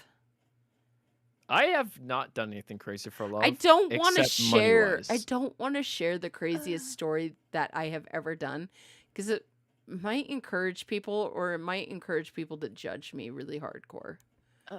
We never judge you. Whatever. No, it This- is. We this won't was- judge you I- until I after the was story. 20 years old. Until after this. I was 20 years old, and I fell in love with a guy on the internet, and he was 45 years old. Okay. know that? Yes, I did. Okay. I flew to the United Kingdom. This was my first trip to England. By myself, just to be with him for like a week or something like that. That is the craziest thing I have ever done. And now me in my mid 30s looking back at that, at that version of myself, I'm like, God, you're an idiot. And I was definitely an idiot. I mean, that's I valid. just had a thing for older guys. I never dated a guy no, that's a lie. I dated that one guy. Starts the sentence, immediately regrets I it. know. Well, I don't judge that at all. I dated Yeah. one person who was younger than me. Yeah. But here's the thing, like I have not been in a lot of relationships. May I first say that I am not a person who has had a lot of experience in relationships, but every relationship I've had was I was, because I am, like, I look young, but I'm not young. Do you know what I mean? So it's Same. like when I was in high school, when I was like grade 11, let's say, for example, I was almost 19 when people were like 17. So I don't judge, because when I was also in high school, I was looking for somebody older because I was always looking for with younger people. And online is a scary place, my friend, Yes. because online Very dating much. is I mean, horrifying. right now in today's terms, especially going through Mhm. the pandemic and stuff like that, online dating does not have that taboo Not that much anymore. yeah, It was that always did there, though. that did like 15 years ago. 15 years ago, Mhm. they were like, "Oh yeah, whatever. You're online dating. What do you do? Kiss the phone screen?" Oh, yeah, fair And point. yeah, Yeah, and, yeah. so unfortunately for those people, the answer is yes, and it's still lovely. So people can go walk. You just I'm sorry. No, I'm sorry. I've done that before. That's why I'm laughing. no, seriously, we're dating. Okay, if it's to come out, I'm coming out right now. Our system is both demisexual, demi-romantic, and Hey. polyromantic. So we're being shared by two other systems.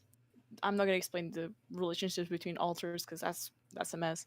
But you can imagine do this. that. You can share what that's like on your D&D stream. You can. I mean, bro, What is that? the IDs. Oh god, it's somewhere next week. There's a poll on the Discord right now. I am gonna open YouTube just to plop the thing in there. For Mhm. those who don't know, our system has I have dissociative identity disorder, and we're because we know many people are joining the community recently. We're collecting not just the contents for a Q&A, but also to make the contents of the Q&A will be used to make a live stream 100% dedicated to explaining the disorder to people, giving a little bit of insight, and just so nobody can be afraid of us using plural kid anymore. But yeah, I'm not going to explain the relations between authors. I'm going to save that for when that happens. But Mhm. imagine you wake up, you have partner A waiting hugs and waiting kisses. When you right now, if I wanted to, I could go tuck the partner B to sleep right now. I'm just not doing it because I know they're already asleep. And it's there's a distance. Physical touch is extremely important as always, but the connection, I feel like it's more real because like you're not going at the person's looks. We never felt attraction for someone's looks in the first place, but the fact that you're going by someone's, you develop the bond first. Mhm. That's, to us, we'd rather have two best friends than to have two partners. Yeah. Not even having to pick twice, because before before being our partners, they're our best friends, and they're people we can trust to cry onto, and they know they can trust us to cry onto. Yep. So if you got anything to take from this, pick people who actually care about you, not your body. Yeah. I 100% agree. Like, again, like, I'm pansexual, so it's like, for me, it's like, it's always about personalities before anything. And so every relationship I've always been in has been a friend first, and then it's been into a relationship. Now, that could be a Same, pro and same. con because it could go horribly wrong, I and mean, it if you, has in the past. I mean, if you lose the boyfriend, then you're probably losing the best friend too. And Yeah, that's no, just a taken. that's just how it comes. Like, I have. Oh, I don't know if I want to tell a story, but let's just say I've had a partner before that they threatened to punch somebody in the face. For your sake. Yeah, no. I was in a. Okay, I guess I gotta explain the story now. So real quick, I'll say real quick because I know Kennedy wants to say something. So basically, I was in a play. I was in Oklahoma, and I played Curly. It's one of the leads. And in the show, I had to kiss my lead. I had to kiss my lead, and that's just because that's part of the show. And I was with my partner at the time. We were together for 2 years, and I told her that I got the lead, and she was a character. And I told her that I had to kiss this person, and I said it's just acting, it's nothing serious, don't worry about it. And she's like, okay, fine, whatever. And so we're about to do the kiss scene where everyone's gone except for the director, and I'm just there. And every time the director's like, okay, now let's try the kiss, Oh god. my lead would just move her head away from me, like she would step like a foot away from me. And I'm like, damn, am I that ugly? Or am I that like what did I not brush my teeth? Like, what the hell's happening? So it was so bad that they're like, okay, well, we're blue with a kiss with a hug. And I said, okay, that was fine. So we hugged each other and everything was good. We did all the show runnings and it was a very great time. And then I find out 2 weeks later, we're at the after party and I'm talking with one of the actor friends and he's like, we were laughing about how, the kiss was just, it didn't work out and everything. And he was like, yeah, he's like, that sucks for you. And I'm like, well, I'm in a relationship. He's like, yeah, do you know why? I'm like, no, I don't know why. And she's like, well, first of all, the lead had a crush on you. I'm like, oh, okay, awkward. And he's like, yeah. He's like, she had a crush on you. He's like, so when that came out, your partner came to her and said to her face, yeah, I heard you got the lead and you got a kissing scene. And she's like, oh yeah. She's like, it's just, it's nothing crazy. It's just like a kiss. And she's like, yeah. She's like, yeah. It gets to be interesting because like if I ever saw somebody kiss him on stage, I don't know, I might just come over there and punch them in the face. You know what I mean? You know what I mean? Yeah, I just might just sucker punch them in the face. But I don't think I will do that. But there might be a factor where I do that. Like it may not be in the moment. It might be like a week later or so. But I might do that. And she was like, oh, okay. Yeah, so you have a good day, have a good time at practice. I think today is the kissing scene. So, yeah, you have a good time. And like, yeah, okay. And I heard that and I was like, bruh, what the heck? I was like, damn. She was, dude. I mean, okay. That's no, it was like full on like horrified mode to where my actress didn't want to even touch me. And she was petrified. I was just watching a short about Blake Lively, and she was talking. It was an older interview of when the first Deadpool came out. If you guys don't know, Blake Lively is the lovely, lovely lady that is married to Ryan Reynolds. The luckiest lady on the planet. God, that man is hot. So she was talking about how they had to take a flight somewhere, and she goes, and everyone wants to watch Deadpool. So I'm surrounded by screens of a montage of my husband making love to another woman, and my daughter's going, daddy, daddy, daddy, and like waving to the screens while this montage is playing. And she doesn't understand why her dad's not waving back because she thinks it's a video call. So I'm like, and the fact that she just laughs about that, it's like, but I mean, she's smoking hot too. So, I mean, here's the thing. Sex scenes or intimate scenes are some of the most awkward things to film of all time. Like, it's the worst. It's the worst thing to film because you feel so awkward. And as somebody who's done film, I can tell you they're terrible because not only are you just like you feel like crud because you're like, well, how could I do this to my partner? Especially I'm engaged, but also it's like you have to act like you enjoy it, but you don't. It's the weirdest thing, and it's not like and people are like, oh, it's the moment. No, it's planned, like full on blown. Like it's like, yeah, you're putting your hand right here. You're gonna do And this. it's You're gonna lay like the down right least here. romantic thing. It is so awkward, especially blocking the thing because you don't even kiss when you block it. You just have to like do the hand movements and the foot movements and the body positions, and then it's like, okay, now I have the kissing. It's just like you're like, bruh, nah, I don't like this, and you laugh, and you do it multiple times because you can't break character, and you always break character. It's the worst. It's Oh, terrible. Hey, we'll go ahead. Kennedy, did you have a story? Yeah, sorry, Kennedy. Yeah, I did. So earlier this year, actually, like this school year, so it was like, oh gosh, what was it like? It was early this school year. I don't even remember what month school started. It's been so long ago. I was like, that summer, my boyfriend broke up with me, and I was like thinking I was having like feelings for one of my other guy friends that I had since the school year before, and so I told my friend, and she was like, "Wait, you know that he's liked you for like a year now, right?" And I was like, no."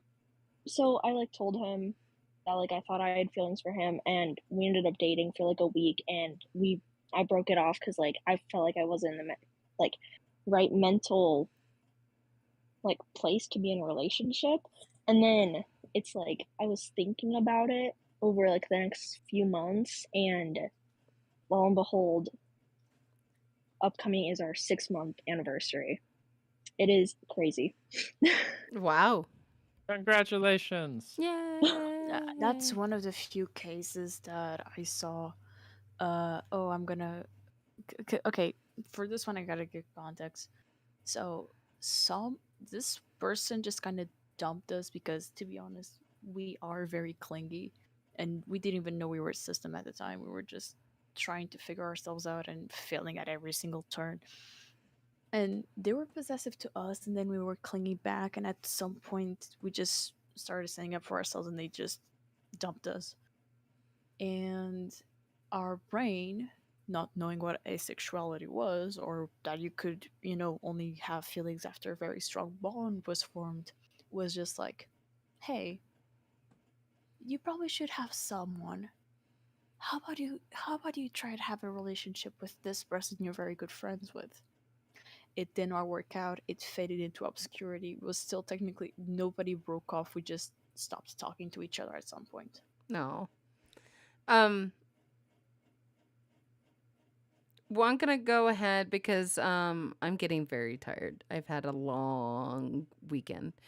Oh, it's only 4 a.m. I can go at this for another 2 hours. Well, I do want to do kind of a questions round, a ask me anything, an AMA.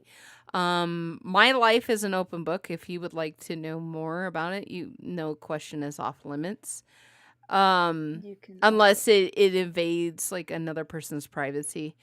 But if you guys have a question, if Garrett, Noah, Kennedy, Ink Knight, if you guys aren't comfortable with AMAs, no pressure. No, we are, and again, part of the stream is going to be AMAs, but the only thing we'll probably not answer is like if you ask for little's names or if you ask what our trauma What's is. what's your address?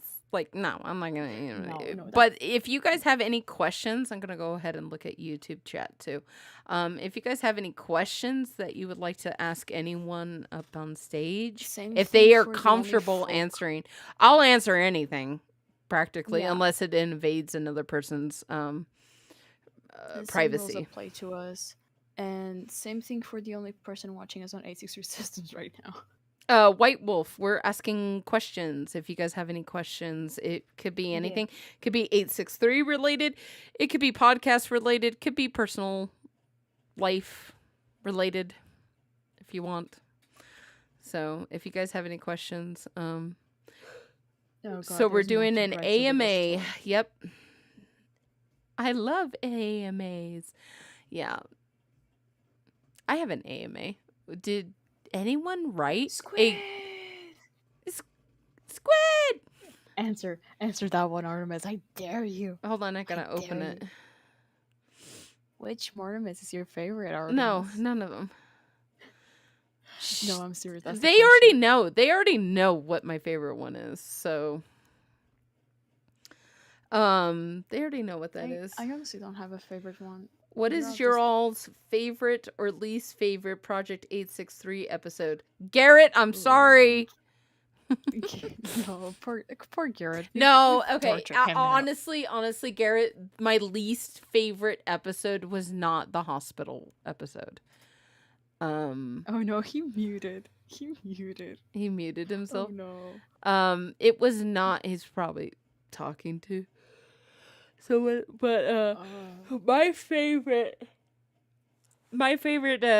episode has to be it was third to the last video of this season.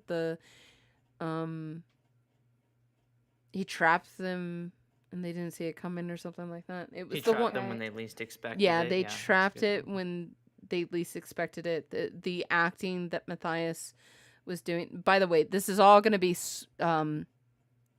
breaking the spell. By the way, the podcast we just break the spell. But the acting that Matthias did, I think, was superb. Yeah. The back and forth between him and Benjamin was on points. The acting that Bailey, Samantha, Woods, they were all there and present, and it flowed nicely and it all makes sense. The only issue I have with that episode, there was only one issue I have with that episode, and it is how fast did Matthias run on the other side of the building and changed his clothes, put on the mask to walk down the hallway? That is my only critique. And I think, honestly, I'm probably one of the only few people who thought that. Maybe he had a segue. I did, in the half True. of my mind, but at the same time, I'm like, oh, Disney logic. It figures itself out. Cartoon logic. What are your all's favorite and least characters in 863? My least favorite character will have to be GR. I mean, we don't know him. That's Yeah, why we I don't don't know like much him. about him. I don't like him because it's like Okay. he has the Let's- potential to be a great character, and he has the potential to, because to me the big bad has always been Nelson Syphus, and I like that. I don't like So the does everybody unknown. else. This person, who this person is, GR. My favorite character will have to be Matthias. Would have to be Matthias. Based. Yeah, I would have to agree. Favorite character, Matthias. But if we're going not main, Matt, Woods, Yeah. Bailey, Sam. If I was going in J- story, not the main group, I would probably go John Doe's my favorite. Okay. I'll have to I go know- Wes. Here's the funny thing. Ooh, missed you a know lot. what? I may change mine to Wes because my middle name's Wesley. You're Wesley, and I'll be Deb. What did I miss? Wait, We're does talking that mean about I our go- least and favorite characters of 863. We're doing an AMA right now. Wait, are you gonna kill me then, Oh. Artemis? No, no, maybe. no, Who Are we knows? gonna try and fake my death and then you're gonna accidentally shoot me? I don't know. I do have guns. We'll find out. My least favorite would be Wes. Your least? Oh, Wes is my favorite. Love that. Hate Who is character. your I love favorite? Deb. Who's your favorite? Garrett. my favorite character out of like the entire 863 Sure. series, Yeah. Bailey. Oh, okay. Okay. Bailey Fair. rocks. But if I My had to choose a character in the universe, it would probably be Deb. Deb. Kennedy, who is your favorite and least favorite? I don't really have a least favorite. My favorite inside like the main group would definitely have to be Woods, not just from his looks though. I'm not a big simp, y'all. No, like I Um, mean, when people, I hope the audience, when I say that Matthias is my favorite character, I really hope that people know the difference between Matthias, who runs Spellbound, and Matthias, who's a character. I'm not choosing him because we just go for 863 Matt, our character Matt, always. It's a mouthful though. outside of like the 4 of them, I would probably have to pick Ben. hmm. Mm. Derpy, thoughts on Overkill maybe making a comeback? I'm excited. I mean, in the name of, okay, I'm not gonna voice myself. I'm gonna voice Jordan and Angel. They have been wanting Overkill to come back since forever, to the Oh, yeah. point where people on their chat can use channel points to quote unquote, you know how you sign those petitions with a goal? It's like that, but better. With Yeah. Overkill, okay. I found Overkill to be kind of annoying. I found him Wow. to. I know. I'm sorry. I found him to be kind of annoying. I'm talking about like when he was like picking on Underkill, because I love Underkill. I think it's funny. Like I It's love a pretty the. underkill thing to say. I know. But Overkill coming into the series, I'm so excited for, because Yes. it, to me in my head, because I had this theory that D3B, Deb's machine is D3B, Nelson's machine is the absolute, and so they have these like personas, and now you have subject one going, I have one too, and he brings out Overkill. And to me, Yeah.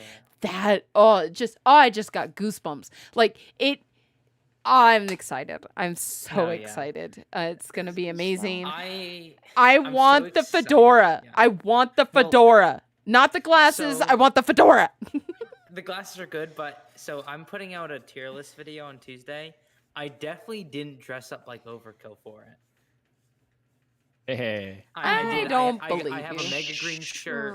I have a fedora. I dressed up like Overkill for it. Okay, that's it. Okay. I'm spamming I- the link on the YouTube I chat. just I have don't a care thing. about I just any have a. promo. I have a thing for fedoras. I think they. There. Have you No, guys? yeah, they're Has definitely nice. anyone seen the show The Blacklist? Nope. I Oh, wish. fedoras. Oh, and that bad guy wears a fedora. I'm all like, yeah, like that's a bad guy hat, not a bowler hat, a fedora. Is my lady. Fedoras. But any other questions I missed? Did anyone see any? Anybody got questions? Do I you think don't we are 863 will come back? We are 863. Yes. Yes. You guys.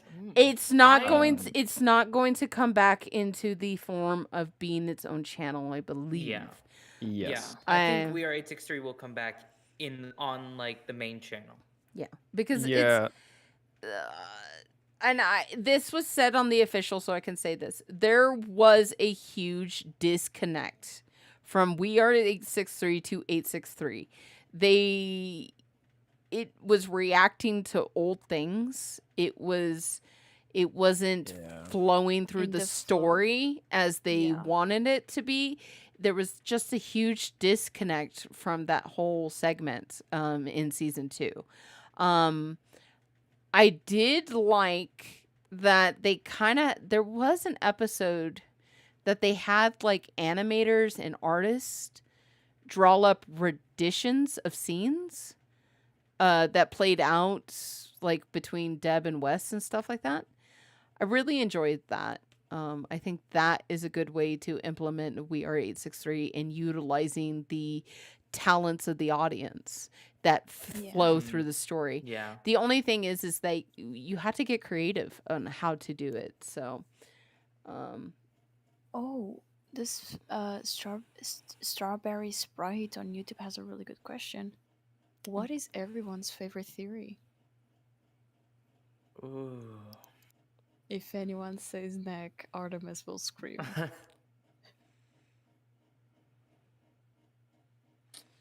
My favorite. Honestly, we have two, and there are babies. First, Woods is on a side quest, which ended up not Oh, happening, but that's yeah. okay. And then D3B as Deb's answering machine. Mm. my theory comes from Brandon. Oh, And it's a theory that I haven't spoken about since season 2. I did mention it on a podcast in season 2. So if any old timers are out there, you might remember this theory. But his theory was that Deb is actually Luna, who has traveled back in time to prevent events that lead her dad into becoming Nelson Cyphus. And that's Atticus is actually part of Subject 4 and is working through Subject 4 to bring about the correct theories and the correct answers to help his dad and to help his sister accomplish of like making their dad into a hero and not some villain. And so what's funny is if you think about that theory, and this is a theory that was pitched back in season 2, and when you think about that theory and you think about the he that Deb said, this is all for him. She could be talking about Matthias. Oh god. Mm. And it's a theory that I just love, but I I don't think Matt's going to put his kids into this crazy world. Yeah. But it is a theory that I like to play around in my head and try to see how many puzzle pieces it fixes or solves. But yeah, and then the theory that Benjamin Colbot has a daughter. That's That theory That's is to make you gut wrenching, and it's oh my god, that would explain God, why people- there I can hear were. people crying. That would explain that there was like a little makeup bag in the Mountaineer. Yeah. That would explain that there's kids' toys in the Mountaineer. And that when the Absolute said, "I will kill her, Benjamin." Like if the Absolute is holding hostage his daughter. Oh wow, I did not think of it like that. Yeah. And so that's a theory that I made, and I don't remember when I made that, and I remember the entire audience was like, "No!" And still to this day, Nick will not even entertain, like Squatting Buffalo will not entertain that thought. It's so gut-wrenching and so sad because he's playing a puppet and he's like, it's been rigged from the start. He's playing a puppet because he's doing it for his daughter. Which, by the way, that's another person, Artemis. like, we've been all concerned about the he. What about her? Okay, We- guys, we raise, just- raise your hands if you think Artemis is female Matt Pat. The way you're making me cry is only thing Matthew Patrick can do, Artemis. I just came back to hear female Matt Pat is Artemis. Well, think about it. Like, if I want you to think about, we've been all like caught up on the when he comes, he will see that I'm the Absolute and I'm doing all this for him. But what about the her that we heard in season 2 that Benjamin is trying to protect? Who's her? And the fact that we just foiled the Absolute's plan, is she at jeopardy right now? Like this very minute, Is this her that Benjamin has been working so hard to keep alive or to save? Is she right now in pain or in jeopardy right now because we saved Matt? And what if it's his daughter? And that, to me, Oh, is one of my no. favorite theories. We We're- have 5. We're talking about our favorite theories. Facing Phantoms here. What's your favorite theory, Facing Phantoms? I don't know. I don't really have one. I just got like really bad mood news, so I'm like down in the gutter right now. Oh. Oh, I'm sorry. I'm sorry I just pulled out that gut-wrenching theory while Yeah, I was about to hop in. Like, what are we talking about? we're talking about our Worst favorite. time. We're doing an AMA right now. So basically, we're answering questions and going through some theory. Well, one of the questions was, sorry, 863 Art and Design said, I hate this. I know, I'm sorry. But it's also it's good storytelling. It is really good storytelling. Yeah. I'd have to say my favorite theory would be what we have discussed on you've discussed on the podcast before, the mind drive. Yeah, Oh, the there the goes the shell. absolute the absolute is actually Nelson's consciousness. Yeah, like Deb's consciousness uploaded to a computer. Yeah. There's the apps, like different worlds of things, and they're all competing until like the god to them, like he, like how you said in the podcast, he will come down and he will see that I am the Mhm. absolute. Yeah. Does my mic sound good? Please Yes, say Yeah, it yes, does, it it does does. Yeah, sound it good. does. I Yay. is- Yay. what kind of mic is it? It's dang it. Me and Kennedy. Kennedy, what was it called? It says blue on the front of it, and I can't remember. Oh, it's a the Blue last Yeti. Blue Yeti? The- Blue Yeti. Yeah, yes. Yeah. By the way, Ace of Stone, I will not be answering that question because it makes my head hurt. It's wheels or doors. Oh my god. I'm not gonna even start thinking about I it. went to the I- Renaissance Festival Mm. last Sunday, and Pins, my Pins, the question is, are there more wheels or doors in the world? yes, and the co-pilot, his name is Justin. We've been friends for as long as me and Caitlin have. He just turned to me and went, "Wheels or doors?" I was like, "What?" I had never heard of that. He's like, "Are there Oh, more this. wheels No, or not doors?" this. And can- in the world, yeah. and I'm like, I don't know. That's like too broad of a thing. And he goes, "Okay, let's just do this car. No. How many wheels are in this car?" And I was like, 5. 4 are running on the ground, and 1 is a spare tire. And he goes, the thing that you're holding isn't a wheel? And I was driving, so it's the steering wheel. And I was like, ugh. And he goes, how about all the pulleys and the gear, like the gears and the pulleys inside the engine? Those are wheels. And I'm like, Oh no! Stuff the truck. I'm like, okay, wheels then. And he goes, okay, how about doors? Now let's go to Oh, no. doors.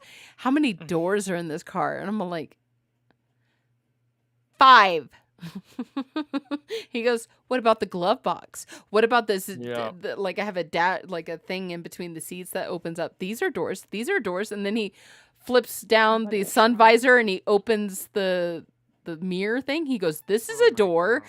I'm like, I'm done. I'm done with this question. We're not entertaining this. And he was just laughing. He thought it was the funniest thing.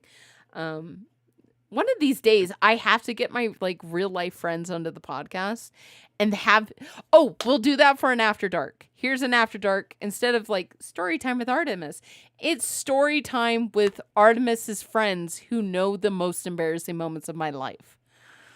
Heck Yes. Yeah, I will get Sean, I will get Justin, and I will get Caitlin.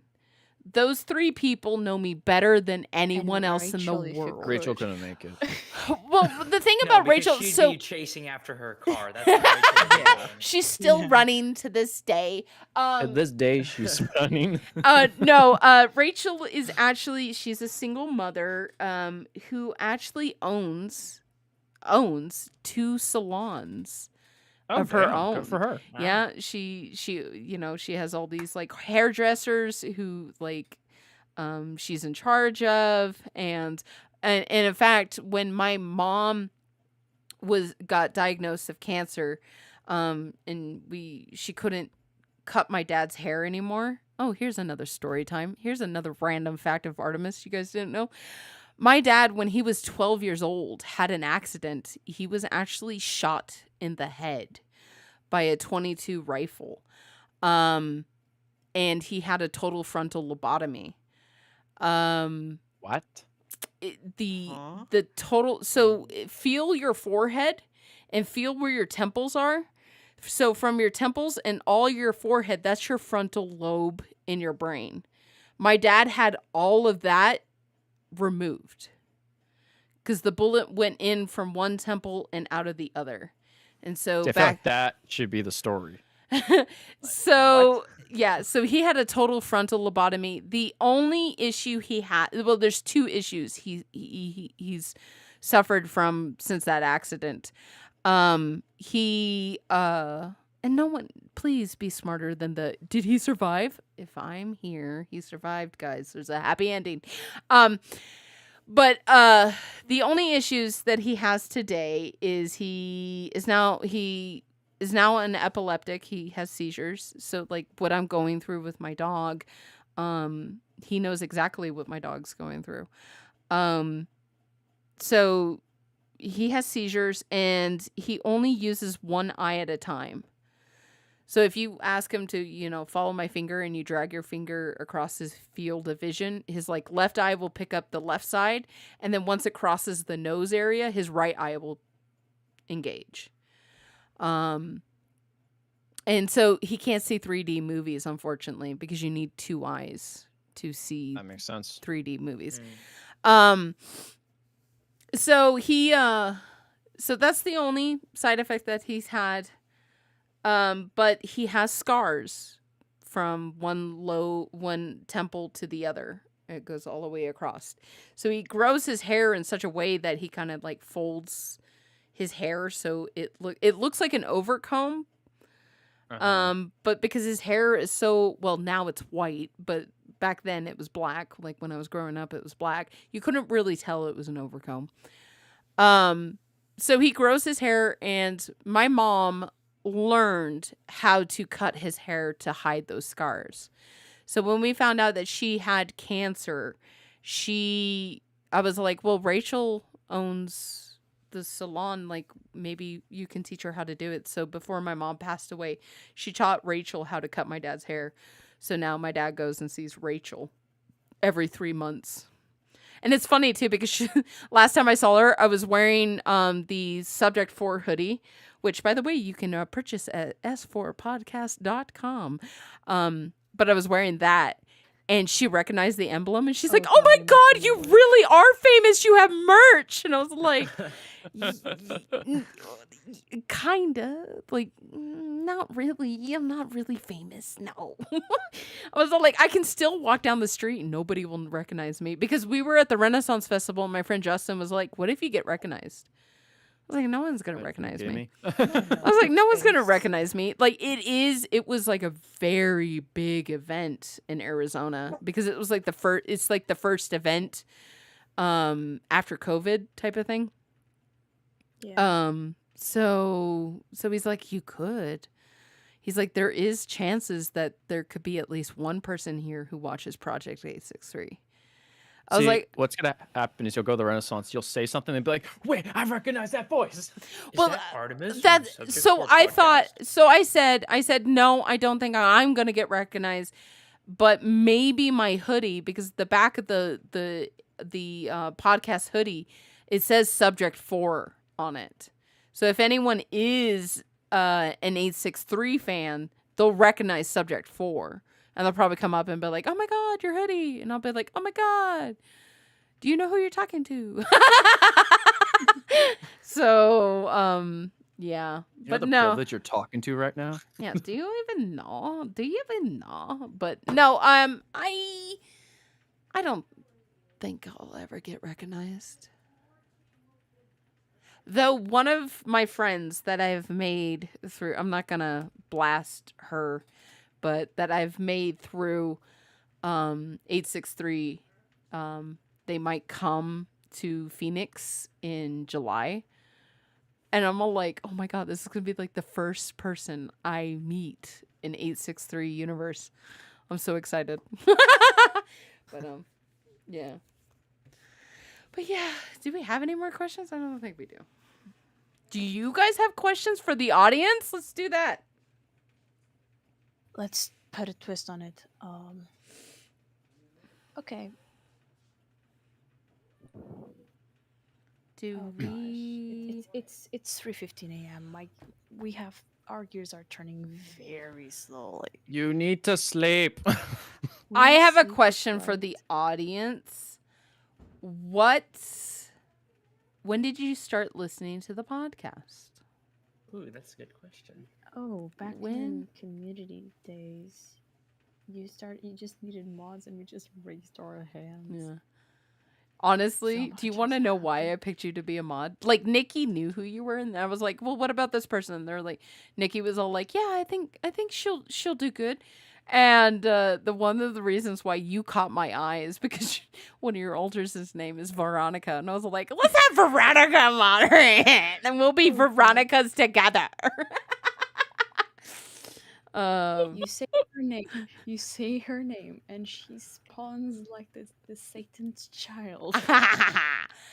as Jesus, oh. as she should, because that's how we roll. By the way, what do you?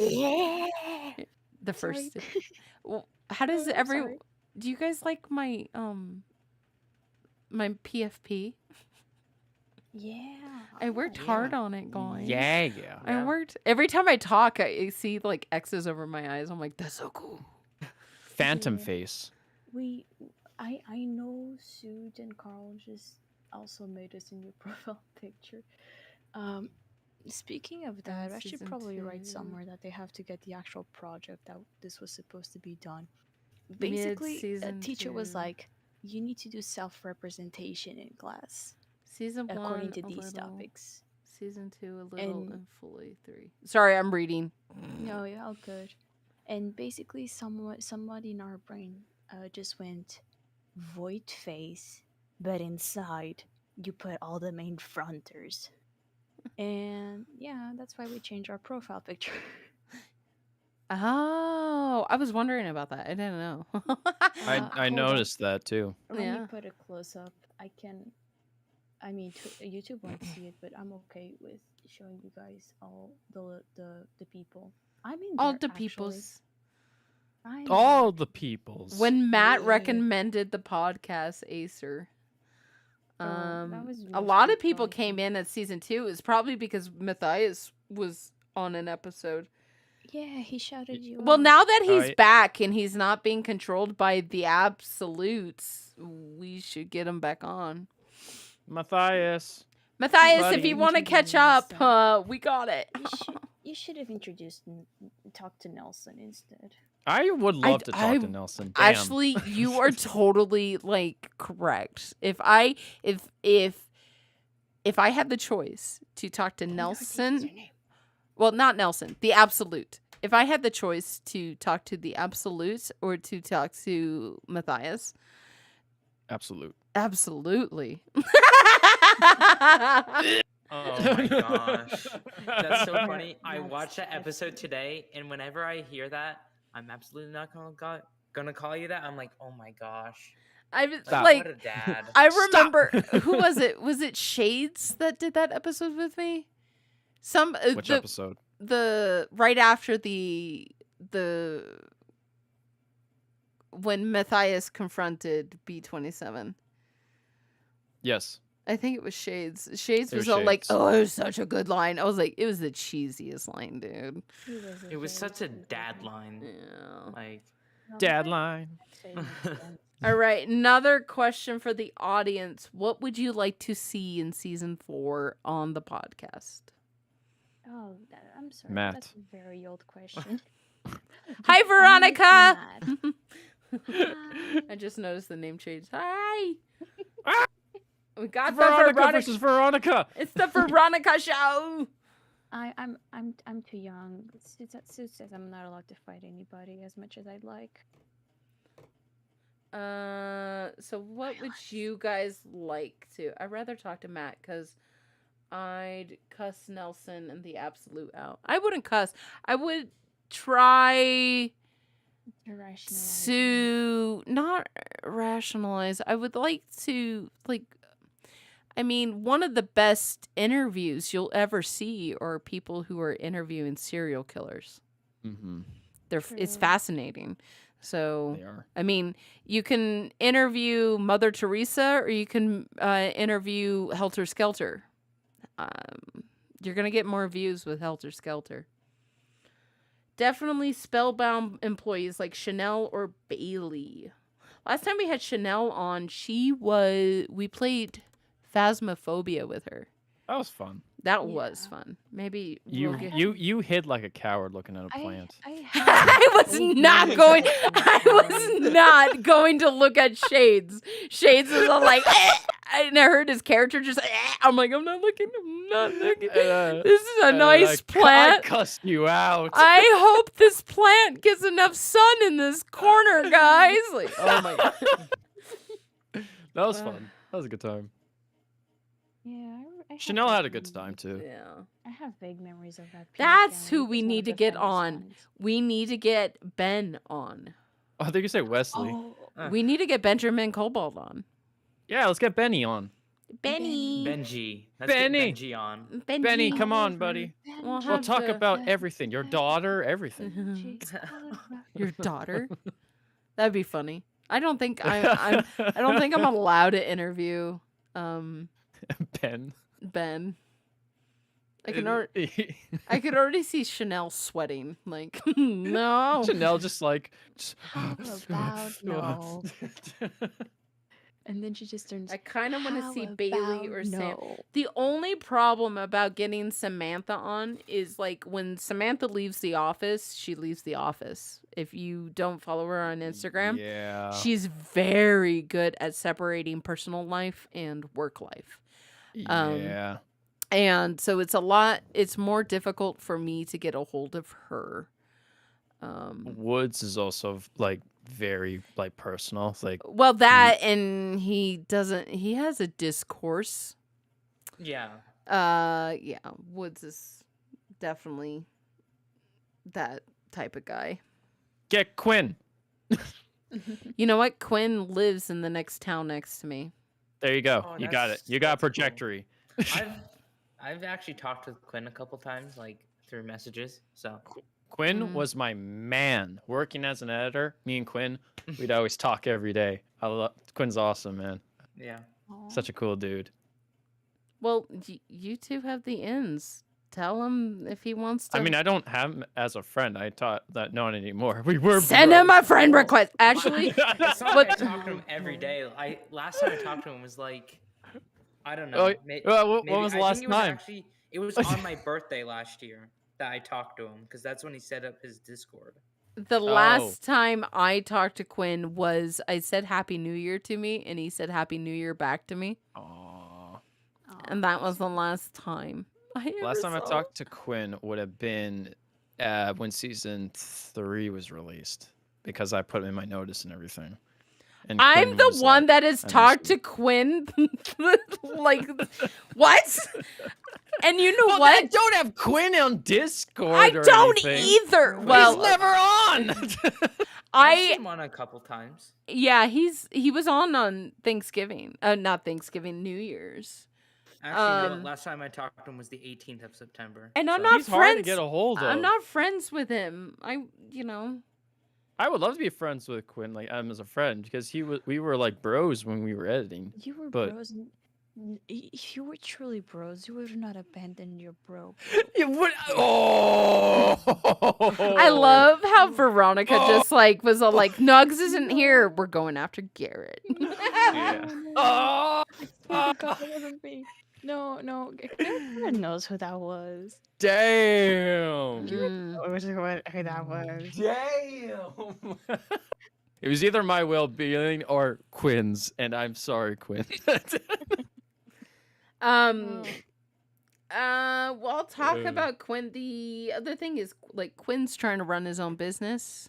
Yeah. Yeah, He's he's also busy. an editor. I wish I could have gotten him on the Editors one. yeah, the editors one where I had you, Amon, Brandon, Yeah. which is funny because a lot of people like forgot that Brandon was an editor. Brandon did Yeah. a lot of BTS. He has a lot of BTS. lot. Yeah. Also, or get Alex when he was there too. Hmm Would have been cool. I Alex don't is know. a cool dude, I've too. never spoken to Alex. Is the username too big yet? I'm gonna have to look at your your YouTube. No, what? it's Okay, no, not. We're good. You're fine. Yeah, we're you're fine. What's happening? No, just look at my nickname, Garrett. I'm pretty sure you can guess who roasted you. Oh God. It's my Um, stream all over again. I'm gonna have to like say goodnight, guys. I'm sorry. It's already 8 o'clock. Unless damn. someone has like a really interesting question that pops up in the next like I don't know 4 seconds. Well, the next minute. If somebody like Question- has a interesting question. question, I'll keep it going. But Can I put the forum again? Just trying to collect data and stuff. I about the have forum. one question, but I don't want to keep you guys from like getting off and stuff. what's the question? What's your question? Oh, Ace of Stone, I beat wanna you. know- Beat you. Sorry. Sorry. What has kept you guys into 863? Mm. If Why I does it quit, matter Matt will to kill you? me. The friends in Cyprus. We got we legit. Okay, for people who don't know, Cyprus is our. Would interject. The dude formed out of shame because of the walkie drop, and he was like, "I am never gonna set a foot into any of the communities." Wilbur and Carl just kind of grabbed him by both arms and dragged us into the community server, made friends, met Artemis, met all the other mods. We have a family here now. We're not going anywhere, and you can thank Cyprus' stubbornness for that. What kept me going with Project 863? I personally think, to me, it's the world building that got to me the best. Like when I first started Project 863, it was the episode when they found the trapdoor underneath the stairs. That was the first episode I've ever watched, because I've been a Matthias fan for ever since 2009 or 2010, but I stopped watching his content after like 2018. But once I saw that episode, I was hooked, and I went back to all the way through season 0 and watched every episode. So I would say it's the world building, and also it's the production value. It doesn't feel like simply, oh God, sorry, Pippa just farted. It's simply not. It smells like a stink bomb. God damn, Pippa, what did you eat? Anyways, so sorry. Well, I was saying production value. It's not just like your simple like YouTube style thing. It is high production. The music's a high production. The cinematography is well done. The editing is fantastic, especially season 2. And Biased. and That also- hospital episode, man. No. Hospital video. Great video. Okay. All right. You want to throw punches? How about the graveyard episode? Huh? You want to throw punches? I like the graveyard episode. That's my favorite. I'm not giving you this satisfaction. You better. The fact that it's not my favorite one, Garrett. No, just kidding. No, it was a good one. Okay. It was a good Yeah, one. that's the most proud one I'm proud of. Like, I've done so many episodes. That's the one I was proud of, man. Also- Okay. also the Hey, Low that's my blow favorite, on the I think. hospital The one. hospital episode was well edited. It was just a very awkward Ugh. thing, and the clocks weren't right, and I It think was it was the so footage hard. also, Garrett, weren't you the one who edited like the writing on the walls? I did, yeah. That was the first. I wrote that first was episode, so season 3. clean. That was so clean. You kidding me? Anywho. What was the question? I forgot it. But the question was, you made the question. You No, said, I what- didn't. Facing Phantoms did. No. Oh yeah, it was. Sorry. It was what got you into Project 863, and that's my answer. It's the Oh, production what kept and us the story. there? Okay. Yeah, what kept us there? Well, I've been watching Matthias for about 4 or 5 years. What Good has man. kept me here was Matthias. Matthias, Squatter, Siraxa, all of you, everyone who's listening. That's what's kept me here, this podcast.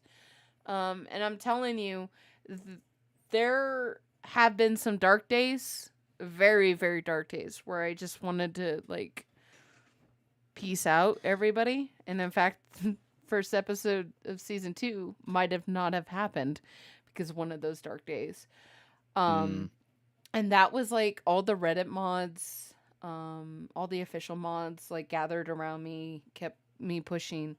And even Matthias, when he agreed to do the very first episode of season 2, even though, you know, he just is releasing season 2, he took his time out of his schedule to join our shenanigans, and free, like, yeah, that was a fun day, because I remember I was, like, so freaking nervous. I even shut off my air conditioner because I was like, what if my microphone has to be perfect? Like, everything had to be perfect during that recording. And I was, like, sweating so bad. And that was actually the day I shut off my DMs on Discord. Because, oh my gosh, all the DMs that were happening. Well, the thing is I didn't know until I was on stage with Matthias and all these DMs started coming in. And I'm so glad I did not shut off my DMs, because somebody very special DM'd me. I have not spoken to this person since, but the fact that they DM'd me while I was up there with Matthias was so special. And it was Kevin. Kevin DM'd me. What? Kevin DM'd me while we were live with Matthias, and he's like, "You are doing fantastic, and this podcast is amazing. Keep it up." And I was just Kevin like, has a Discord? yeah, Kevin does have a Discord. I don't know if he's active on it now that he's out Heaven of in the yeah, he's in heaven. Do they have Discord in heaven? I don't know.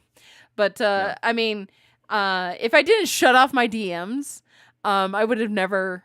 If I shut them off before that, I would have never gotten that. But I know for a fact that he was probably, like, on his phone listening.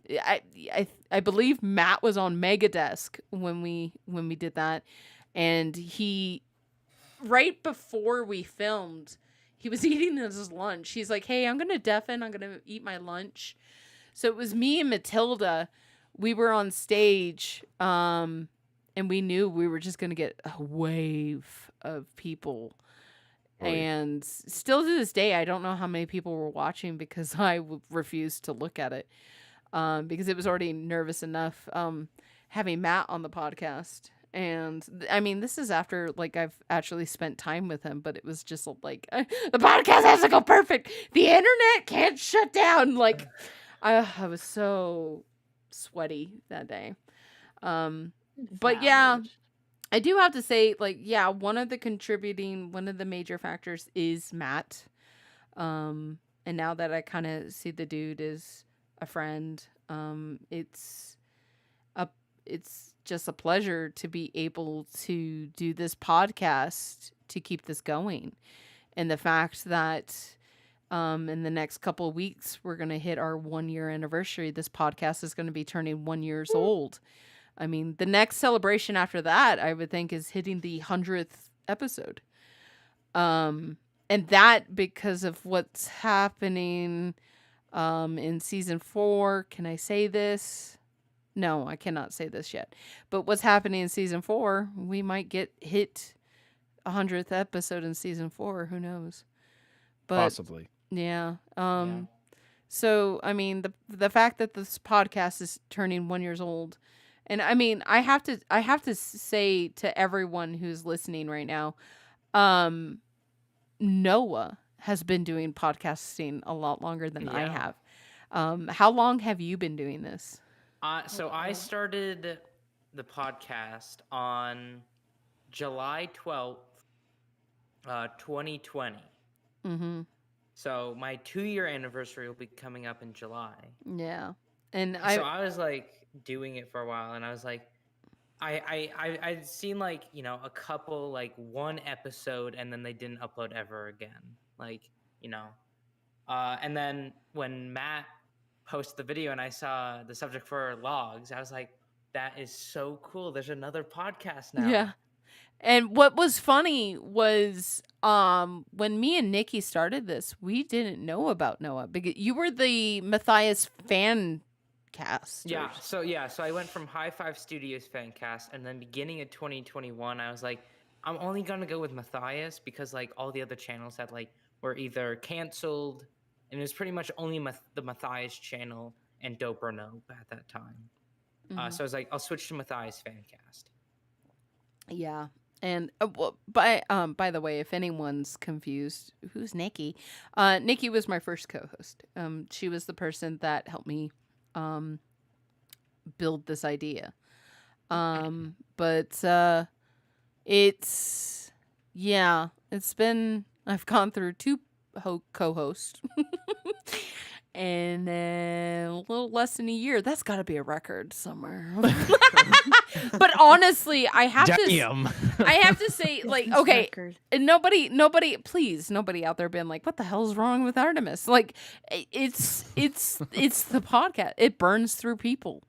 It's a lot. I refuse to miss an upload. I refuse to, I think I've been late to only 2 episodes in the past 2 seasons. So I hold myself to a standard, and I believe that we all should. And it's one of those things, and if you go back and listen, you reminisce. And if you haven't seen those old videos, so sorry about the editing and the mic quality. We were all doing it from headsets. Brilliant. But going back and like listening to those episodes, I just recently re-listened to them on Spotify, and like one of those things that I have said is still reigns true today. If Spellbound comes out and says we are going to do this, the subject for podcasts is one of those things that we are going to hold them accountable. If they're saying that they're going to make an upload at Tuesday at 1 p.m., we're going to hold them accountable. And the team has done phenomenal. And before, I will say this, and I don't think it's the podcast influence. I think it's just subject for in general's influence. But before, the schedule uploads were chaotic. Seasons 1, we never knew when an episode was coming out. We didn't know how many we were going to get. And I think because of the podcast, and I was like, look, you're going to say you're going to do it at Tuesday. The podcast is going to be that voice of the people. And I don't know. I don't think Matthew is here, but Matthew and I were having a conversation on the official. And I said something about like Nugs can't ban me because I pay him. And Matthew said, well, I pay you, so I'm your boss. And I'm like, absolutely. Subject 4 is my boss. And so for that, I hold the podcast to that standard. And that standard is I won't miss an upload. And I haven't so far. Between seasons 1 and 2, there was some promises that I personally gave. We wanted to go through all the episodes of season 1 before season 2 started. That did not happen because I almost died. And I hope you can forgive me. That's the only promise I've ever broken to you guys. Some of you didn't even know. But Also, yeah. Moment, I feel bad. Me sorry. Please don't play me. Health situations are no joke. No. I will say that as many times as needed. And the fact that, and to me, what's funny is when I went through that like near death experience, I didn't feel like I was dying. Well, I felt it kind of, but it didn't feel like I was dying. All the doctors, like still to this day, I don't look back and think I was like on death's door, but if you talk to a doctor, they will say she was on death's door. We don't know how she's alive today. And one of those, what happened was my appendix bursted, and I waited 5 days before getting treatment. Because I had forgotten about that. Yeah, my appendix burst. What?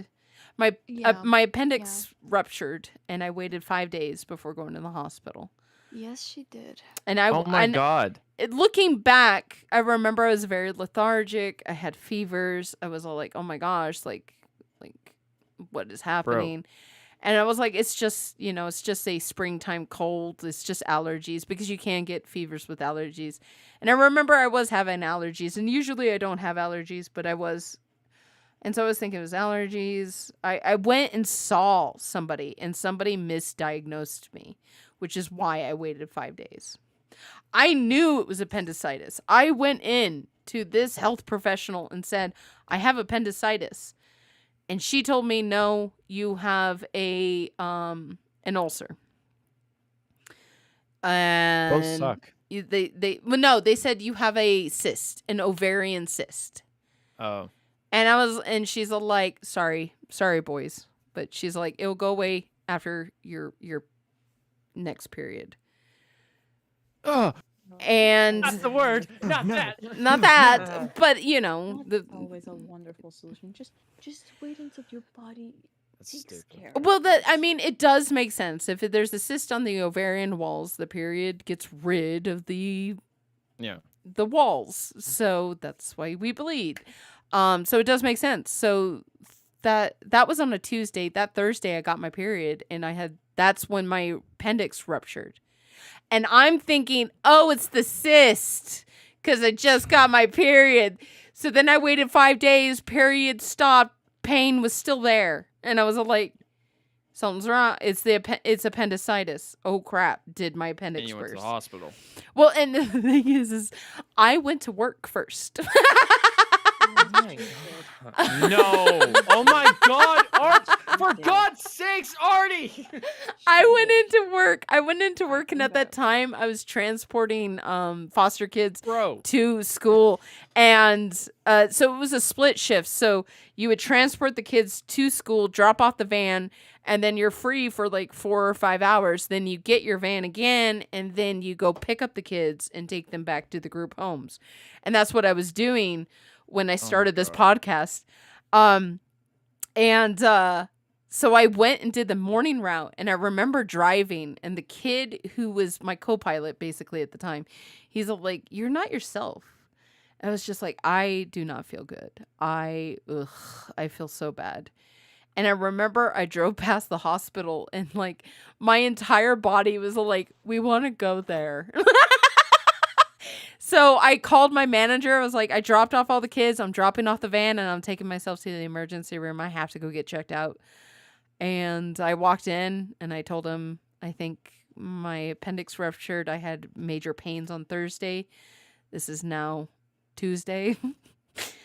And they rushed me right in. I did not, there was no waiting in a waiting room for me that day. They rushed me right in, and they were like, "Okay, we need a urine sample." And I went to the bathroom, and I came back, and there were 5 doctors standing in my room waiting for me to come back.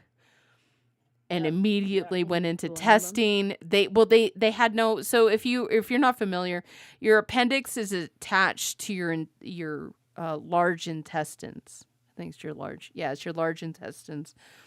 So basically that's where your poop goes. If that ruptures, you now have poop in your body.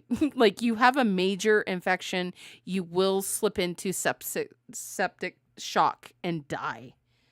And that's it within hours of a rupture. Here I am, I walked into this emergency room with a ruptured appendix 5 days later. None of the doctors still to this day have well, they do know why. So what happened was I am a religious person. I am a Christian. And Christian channel. yeah, Christian channel. I do believe it was a God thing.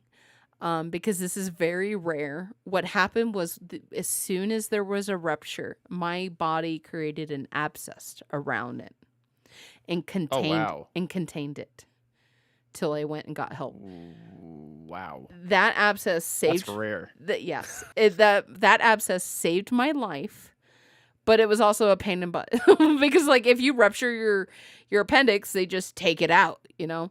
But the fact that they have to now be gentle with this abscess because it is containing this infection. I had a drain that was placed into me. So they basically took this like huge needle and went through my side while I'm laying into a CAT scan. And they took this huge needle and put a basically tube into the CAT scan. Well, they were watching it on the CAT scan. They put this needle that had this tube into the abscess, blew up this little like a balloon, so you can't pull it out, so it stays inside there, and it basically just drained all the infection on my outside. It was very gross to carry that thing around, and the fact that I had this like tube hanging out of my body that's like inside my body was very weird, and it's pulling liquid out. It was weird, but yeah. And what's funny was Nikki was just like, "Are we doing the podcast? What is happening? Are you alive?" And she had no idea what was going on. I'm like, "So I have this like tube hanging out of my side. Do you want to see it?" And she's like, "No." God damn. And I got that tube out. My birthday is June 20th. It was not May 25th, by the way. I mean March 25th, by the way. It is June 20th. You're so close. My birthday was June 20th, and June 21st was when Matthias reached out to me about becoming like an official mod and stuff like that. So that was like one of the best birthday gifts I've ever received. So I guess you guys can say that the birth of Artemis, well, the birth of Artemis is probably the birth of the podcast.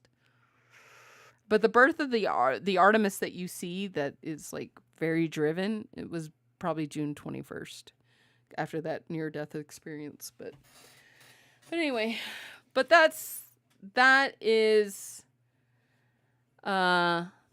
my story. Look at that. I wanted to go, and you guys got me into an interesting story.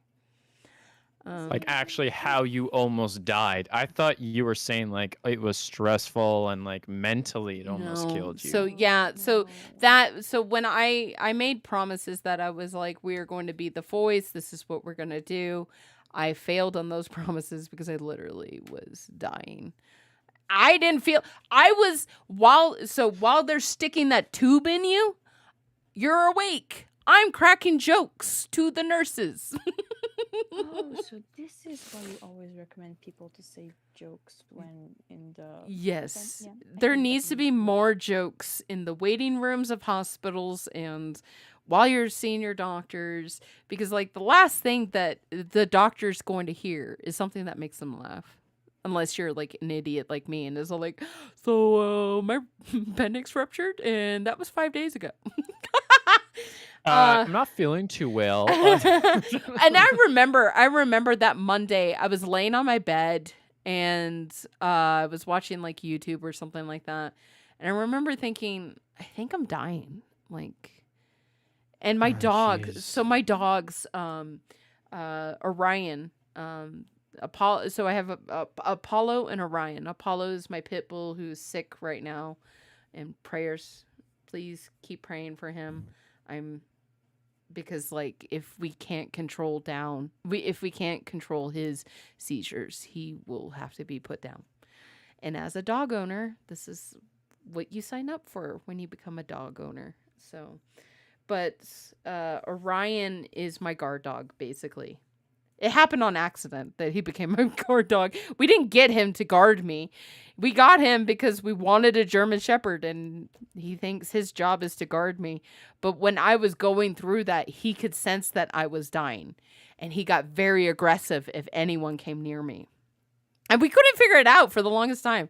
But now I know that he knew something that I didn't. And he's currently God damn. crashed. Here, I'm going to take a picture of him. He's currently crashed out. Do we get on to the see floor. Doggo? Yes, I'm going to take a Yes. picture of Doggo. Yay. Doggo. Here. I have never had a story like that. That's nuts. Like I've almost died before, but not like that. That's crazy. Yeah. Hot damn. I have a lot of these stories. There was a story that I told Matthias back in, I think it was August, and he was all like, how? Oh, Doggo. What? Yeah, there he is. That's a good boy. That's him right now. Oh, good boy. He's all crashed out. What's He's that? adorable. Orion. He sleeps like Pippa does. She just like sits around the corner. And He just, like, usually sleeps with both, like all four paws in the air. Hi. Oh yeah, they're on their back. Hi. Now he's next to me. He's like, you said my name. He's missing his brother Aw. right now. He keeps going through the whole house looking for him. Oh, so we're lonely right now. So wait, what is another story? Did I tell you about the story? I think I shared this on the podcast that I did. I recently did CPR on someone. I Sounds familiar. It's a gruesome recall it. story and does not have a happy ending, I'm afraid. Oh, it was the car accident. Yeah. That It was appears on funny. the The radar. first thing I did was I told like all my friends, like Saraxa and Nick and like everyone in And then you Emiko told and me all on them. your I podcast. told them, I was like shaking. I was like trying to text them while we like pulled over for gas. And I was like, you'll never. And then I texted Matthias because he and I were actually on road trips that same day. So I not texted, but I messaged him on Discord. I don't have his phone number, guys. Don't ask me for it. But I messaged him and I was like, you'll never guess what happened on my road trip. But this is what happened. So I was going to New Mexico. We were spreading my mom's ashes. So we had just gone through Phoenix and we were coming out of Phoenix on I-17 and we're headed up to Flagstaff. If you guys want to look on the map, we're headed north. We're in the north side of Phoenix. And when you're in Phoenix, it's like 8 lanes of traffic one direction inside Yeah, of it Phoenix. is. Yeah. It's a huge city. And then when you start leaving the city limits, it goes from 8 to 6 to 4 to 2 to 1 eventually somewhere in the middle between Flagstaff and Phoenix. So we were in like that first lane drop where we're gonna lose 2 lanes, and all these people and I was like, there's the diamond lane, that's the carpool lane, and it's designed for people who are not they're just driving through Phoenix to get somewhere. Yeah. So me, so we were in that diamond lane, and everyone starts slamming on their brakes. And so, of course, I slow down and I see something in the road. And I immediately knew what it was. I had my dad in the front seat and I had my sister in the back seat. My sister, if you guys don't know, she's mentally challenged. She's older than me. She's my older sister. But she is mentally challenged, and so I didn't want to alert anyone in the car of what I saw. So, but I knew I had to get into that lane that this object is in and park my car there to protect this object. And what it was a lady who was in the middle of the road, laying face up. And what happened was, just minutes before, all the slamming on the brakes, it had just happened. this lady was driving a mail truck. And in the United States, mail trucks really don't have that door there. And some of them, mail people don't wear seatbelts because they drive down the street. They have to get out, put the mail in the mailbox or go to the letterbox and then get back in really quickly, drive down the street, get out. So a lot of mail people don't wear seatbelts. And this lady was ejected. And she was hit by a truck. And I knew she was hit because I've worked in the emergency room before. When I was an intern. I was an intern at 17. Woo! And one of the signs of someone getting hit by a car is they lose their shoes. And when I got up there, she did not look pretty. But I tried very hard not to look at her face, so I was just looking down her body, and I was checking for breathing, and I didn't see any breathing. And the first thing you do is CPR. You don't check for a pulse. You check for breathing. If they're not breathing, you perform CPR.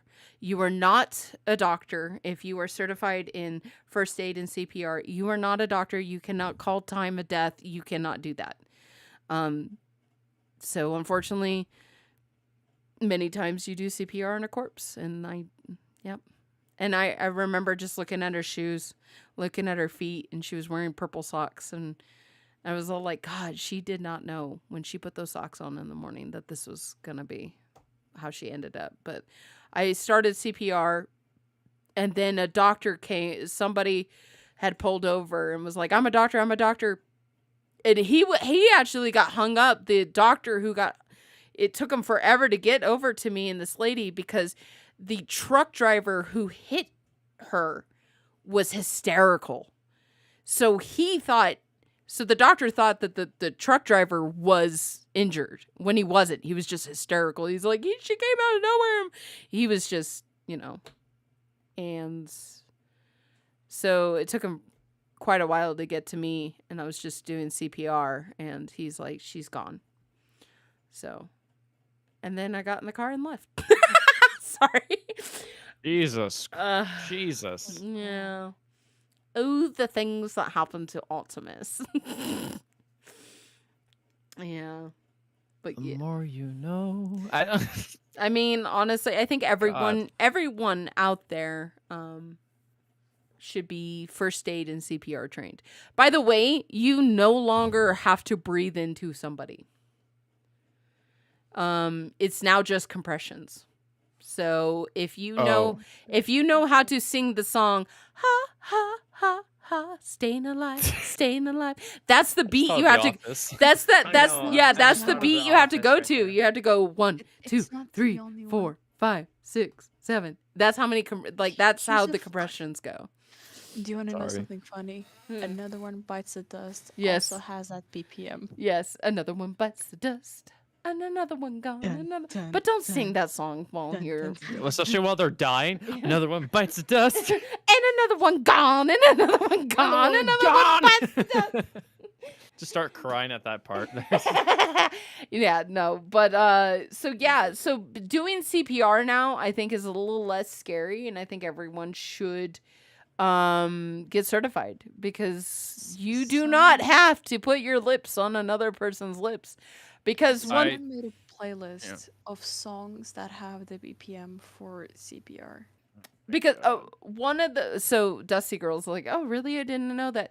The whole point of CPR, and this is a misconception out there, the whole point of CPR is to not keep the person breathing, is to recirculate blood into the body.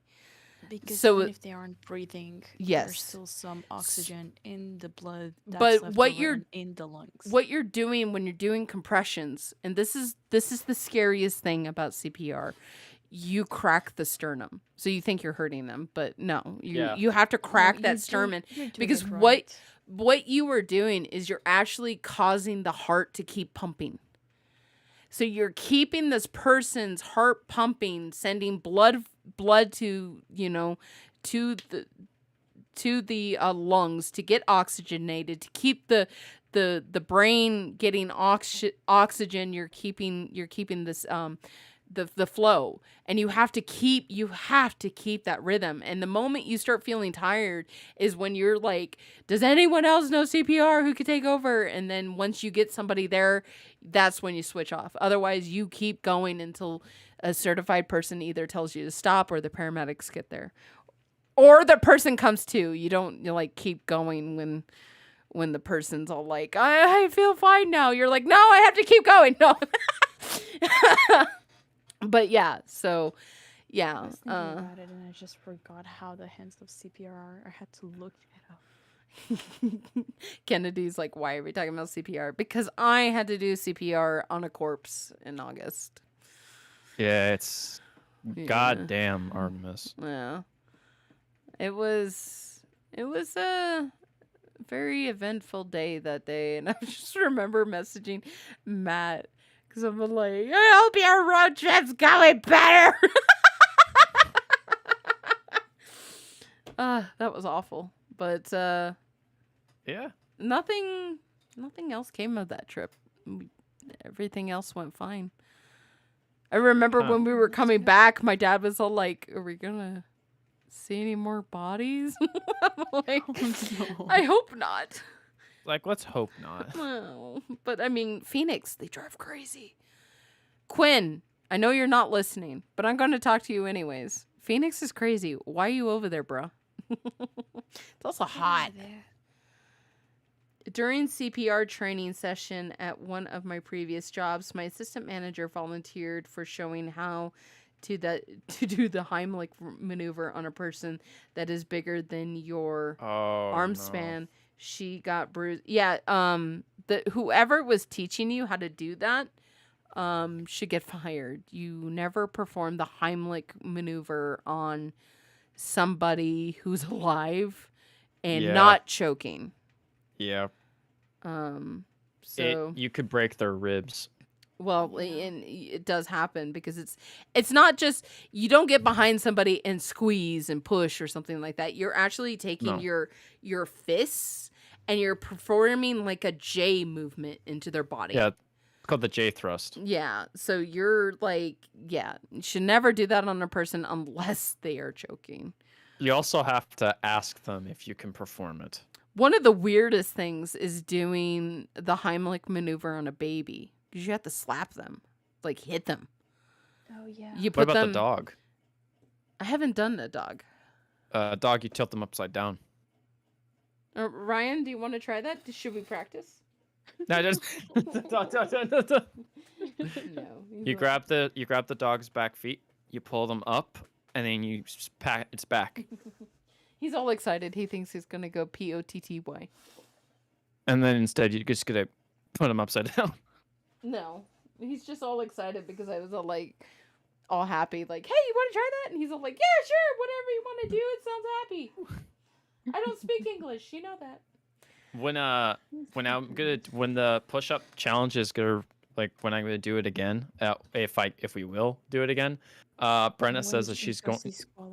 Brenna's gonna bring in Pippa, so we're gonna see what she does or how she reacts to me doing push-ups during stream. Let's see I how hope she acts to Pippa that. gets on your back and makes it harder. That's what I'm hoping too. I kind of hope she like jumps on my back or something really cute. Strawberry Sprite. In 7th grade, we learned how to stop bleeding. Yep. Oh, What? No, in 7th grade we learned how to do CPR. How to stop bleeding is you just keep layering. You never ever, like, whatever you put on the wound, you never take off because you're just going to reopen it.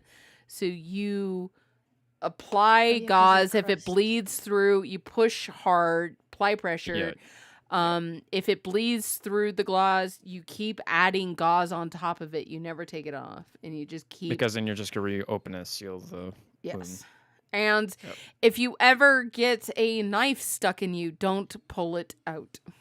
Rule number 1: don't pull it out. Don't Keep it pull in. it out. Don't be an Artemis. Artemis once stabbed her hand all the way through and pulled the knife out. That was bad. You want to hear? Here is the cherry on top. I was making soup. How are you alive? from a can. I stabbed myself with a knife making soup from a can. How? Okay. How did the knife get into the situation? Yeah. How did a knife come into the situation of where there's a can involved? Okay, so Artemis holding a can of cream and mushroom soup, trying to get it into the pot. Oh, it does not go into the pot. So Artemis, the scientist she is all like, oh, you pop a hole in the bottom of the can and it releases the pressure and the whole soup comes out instead of you like dirtying. So my. I'm holding the can in my left hand. Oh, I have my. a chef's knife in my right. Why and- a chef's knife? I am tapping the can trying to make a hole, and I'm like, and it's like the 5th time I'm just making these little indents. So then I just go and thrust it, and it goes into my hands. And in my brain, it went, that didn't happen. No, that didn't happen. That did not happen. And then I lift it up. I take the knife out of my hand and I go, see, it's not even happened. bleeding. And starts bleeding. Artemis. Uh, I'm imagining. I thought. Just, I swear, I thought you said when you did that, your brain just went, the soup's gonna come out now. no. Oh God, you just from. I'm gonna you try just- to get a you- picture of the scar. No. Oh God. You get a Oh my picture But of the knife. how? Yeah, I thought you were gonna say I'm gonna take a picture of my a hole in my hand So- and show. So this is in between my index finger and my thumb. There's that little webbing in between. Oh my God, Artie. Because of course Artemis Jeez. didn't go get stitches. So Oh, I everything- see it. Yeah. Ah. Okay, you're being way too relatable. I had forgotten. You're an this had idiot too? happened. No, I'm just kidding. Yes. You yes, we cut are, but it's A even can worse. with a knife? No, it's even worse. Oh, great. So 7th grade, we're in a different classroom for whatever reason. I don't remember it. I'm telling the details as they come back to my mind because I did not remember this story until whoever had the memory woke up. Uh-huh. So we got a tip of a pencil stuck in our pencil sharpener. Oh, I know where this is going. I'd done the exact same thing. No, it's worse than you think. Someone had the bright idea, hey, we have an X-Acto knife in Okay, no, I didn't our do art this. kit. So they were trying to use the X cutter to undo the screw Oh to my get God. the tip out. Oh my God. Uh, Ah. Ah. all I can say is that our thumb has a little extra dent in it. You can tell which one it is. Hey, look at you. Yeah, that's like the nurse was like, hey, you might want to go to the hospital and get like bio glue or whatever they call it. Yeah. And for right now we're gonna use these butterfly strips. Or that was like, nah, not even the butterfly strips. Just put some gauze and let it close and it'll be fine. It'll be okay. No, the nurse still insisted on the butterfly strips, and even with the butterfly strips, that's how it ended up.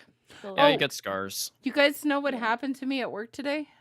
Oh my Oh, God. no. Oh I my cut- gosh. I cut my Okay, you know, I you cut know when my a good finger story on a occurs when chef's that knife. What's with you and chef's knife? Okay, It can just we take happens. away all knives away from Artemis? Oh, And first just first it Bill? was the Artemis car, is now like- it's knives, huh? No, what happened It's was everything. so my coworker Bo, he was he cooked well, he didn't cook. He made lunch, which was sandwiches, and he was slicing tomatoes for the sandwiches.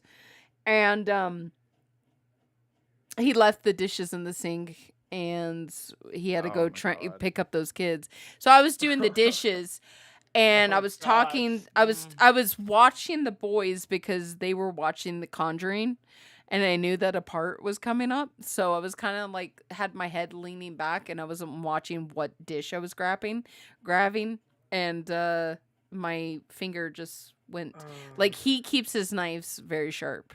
And my finger just brushed against the blade, so I was all like, oh, okay. So then and what's funny is so we lock up like the first aid kit because it has like alcohol in it. So it has to be locked up. He left with both set of the keys. So I just had to like wrap my hand in a paper towel. And it was like he came back and he was all like, what happened? I was all like, I got this, and it's small. I'm not even going to take a picture of it. It looks like a paper cut, but it was deep. Oh, lordy heck almighty. Man. I know somebody who cut themselves on a spoon. Were they doing drugs? No. Oh, okay. No, they were just, I don't know. No heroin was involved in this story? No, No. they were just like cooking food and they had like a spoon and they were like doing something. I don't know exactly what happened, but they like brushed it, or was it a butter knife? Maybe it was a butter knife. That sounds Butter like... knife, butter knife sound better than a spoon to this But, story. like, I don't know. They just somehow cut themselves on like a butter knife. By the way, oops, sorry. I replied to the wrong person. I just realized that. Sorry. Oops, I did it again. Well, nope, no spam bots in my presence. Please go away. Please go away. I think it was Kennedy. Kennedy had a very good question about... Okay, we got questions. she had a very good question about CPR, about doing CPR on a DNR. And if you don't know, a DNR is do not resuscitate. There's something called a Good Samaritan law, which means if you don't know what do not resuscitate means, it basically means that this person's wishes are, if my heart stops, that means death to me and I should not be revived back. So if you do CPR and save this person's life, you technically if you do CPR and save this person's life, you basically invalidated their DNR. The thing is like the Good Samaritan law is basically you cannot get sued or have any legal action taken against you when you do perform a life-saving thing. So, like, if you do CPR and you do break a rib, that person that you saved this person's life, they cannot sue you for health damages because you broke their rib. You saved their life. And the fact that DNRs are out there are bracelets. Some people do wear bracelets that say DNR. In that case, like if you see a DNR bracelet, you can't just be like, ha ha, I'm doing it anyway. Like, no. But I mean, you can't ask a dead person, somebody who is in that dying state, who has their heart stop. You can't be like, hey, I'm going to start CPR, but do you want me to? Like, you can't do that. And Code word is banana. And you also can't, like, resuscitate them and be like, wasn't I meant to do that? Yeah. And just kill them again if needed. No, you can't. Oh, I'm sorry. Stab. But so the Good Samaritan law covers everyone who does perform CPR who is licensed. Now, if you're not licensed and you attempt CPR, then you could get sued. You can get sued. You have to be a licensed, a person who has actually gone through CPR and first aid. Yeah. So, yeah, there's that. Well, the same thing with the Heimlich. That was actually one of the biggest issues, is people kept getting sued for breaking their ribs after performing the Heimlich. Because when you see someone doing the Heimlich, you don't realize they're doing that J movement. You're just seeing... You just... Yeah, you're just seeing the like, hey, that looks fun. I want to go beat the hell out of that guy because he's choking. It's not that.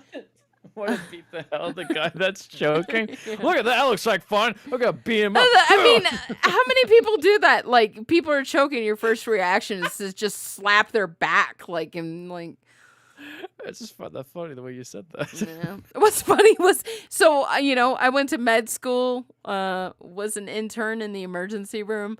I have only had one person choke in front of me, and I didn't perform the Heimlich remover because I was laughing.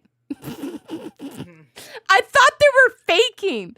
It was me and a coworker. We were in our break room, and she just went. She was a very like petite little. She talked like this,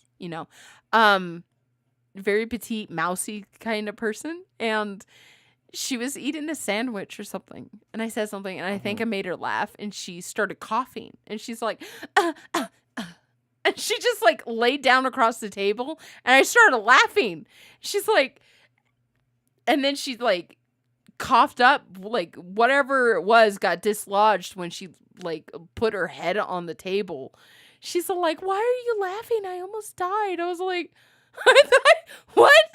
That's your dying move? Like, you don't grab your throat like normal people do? Like, that's the universal sign. Is someone choking, is they grab the throat. She just, like, that was the most dramatic death I've ever seen. She does a spin and this flops on the ground. So she just like laid across the table. So still to this day, I have no idea if she was faking it or not. She was weird. She was a weird chick. This was during the when George W. Bush was president. And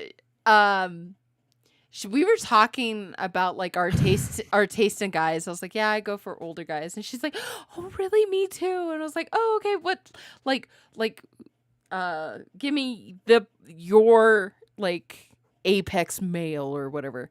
And she's like, George W. Bush. She literally had the hots for George W. Bush. And I was like, oh man, what? Really? I was like, and then I'm like, did you vote for him? She goes, oh, hell yeah. Possibly the worst answer. She's like, who's your like guy? And I'm all like, I don't remember what I said at the time. I don't remember who was famous back then. I had this thing, and I just saw a gif of him. I really, really liked Hugh Laurie. But I didn't like Hugh Laurie. I liked House. Hugh Laurie, nah. But House. That's you guys... Show. Yes, I had a thing for House. But, Good show. I was like, oh my gosh, those blue eyes. Oh my gosh, and he's so grumpy. He's so dark and mysterious. Mine was Harrison Ford when he was in the 1980s. Trying to think of a movie in the 80s.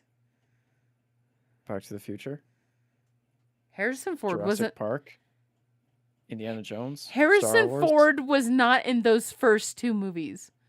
No, he wasn't. I thought you said name a movie in the 80s. Jurassic Park was not in the 80s. That was the 90s. Jurassic Park wasn't that in the 80s? No, 1993 or 5. I thought it was like 1989 or something like that. To latest. 1980? No. I wasn't born in the 80s, Artemis. Oh, I was. Oh, but I wasn't.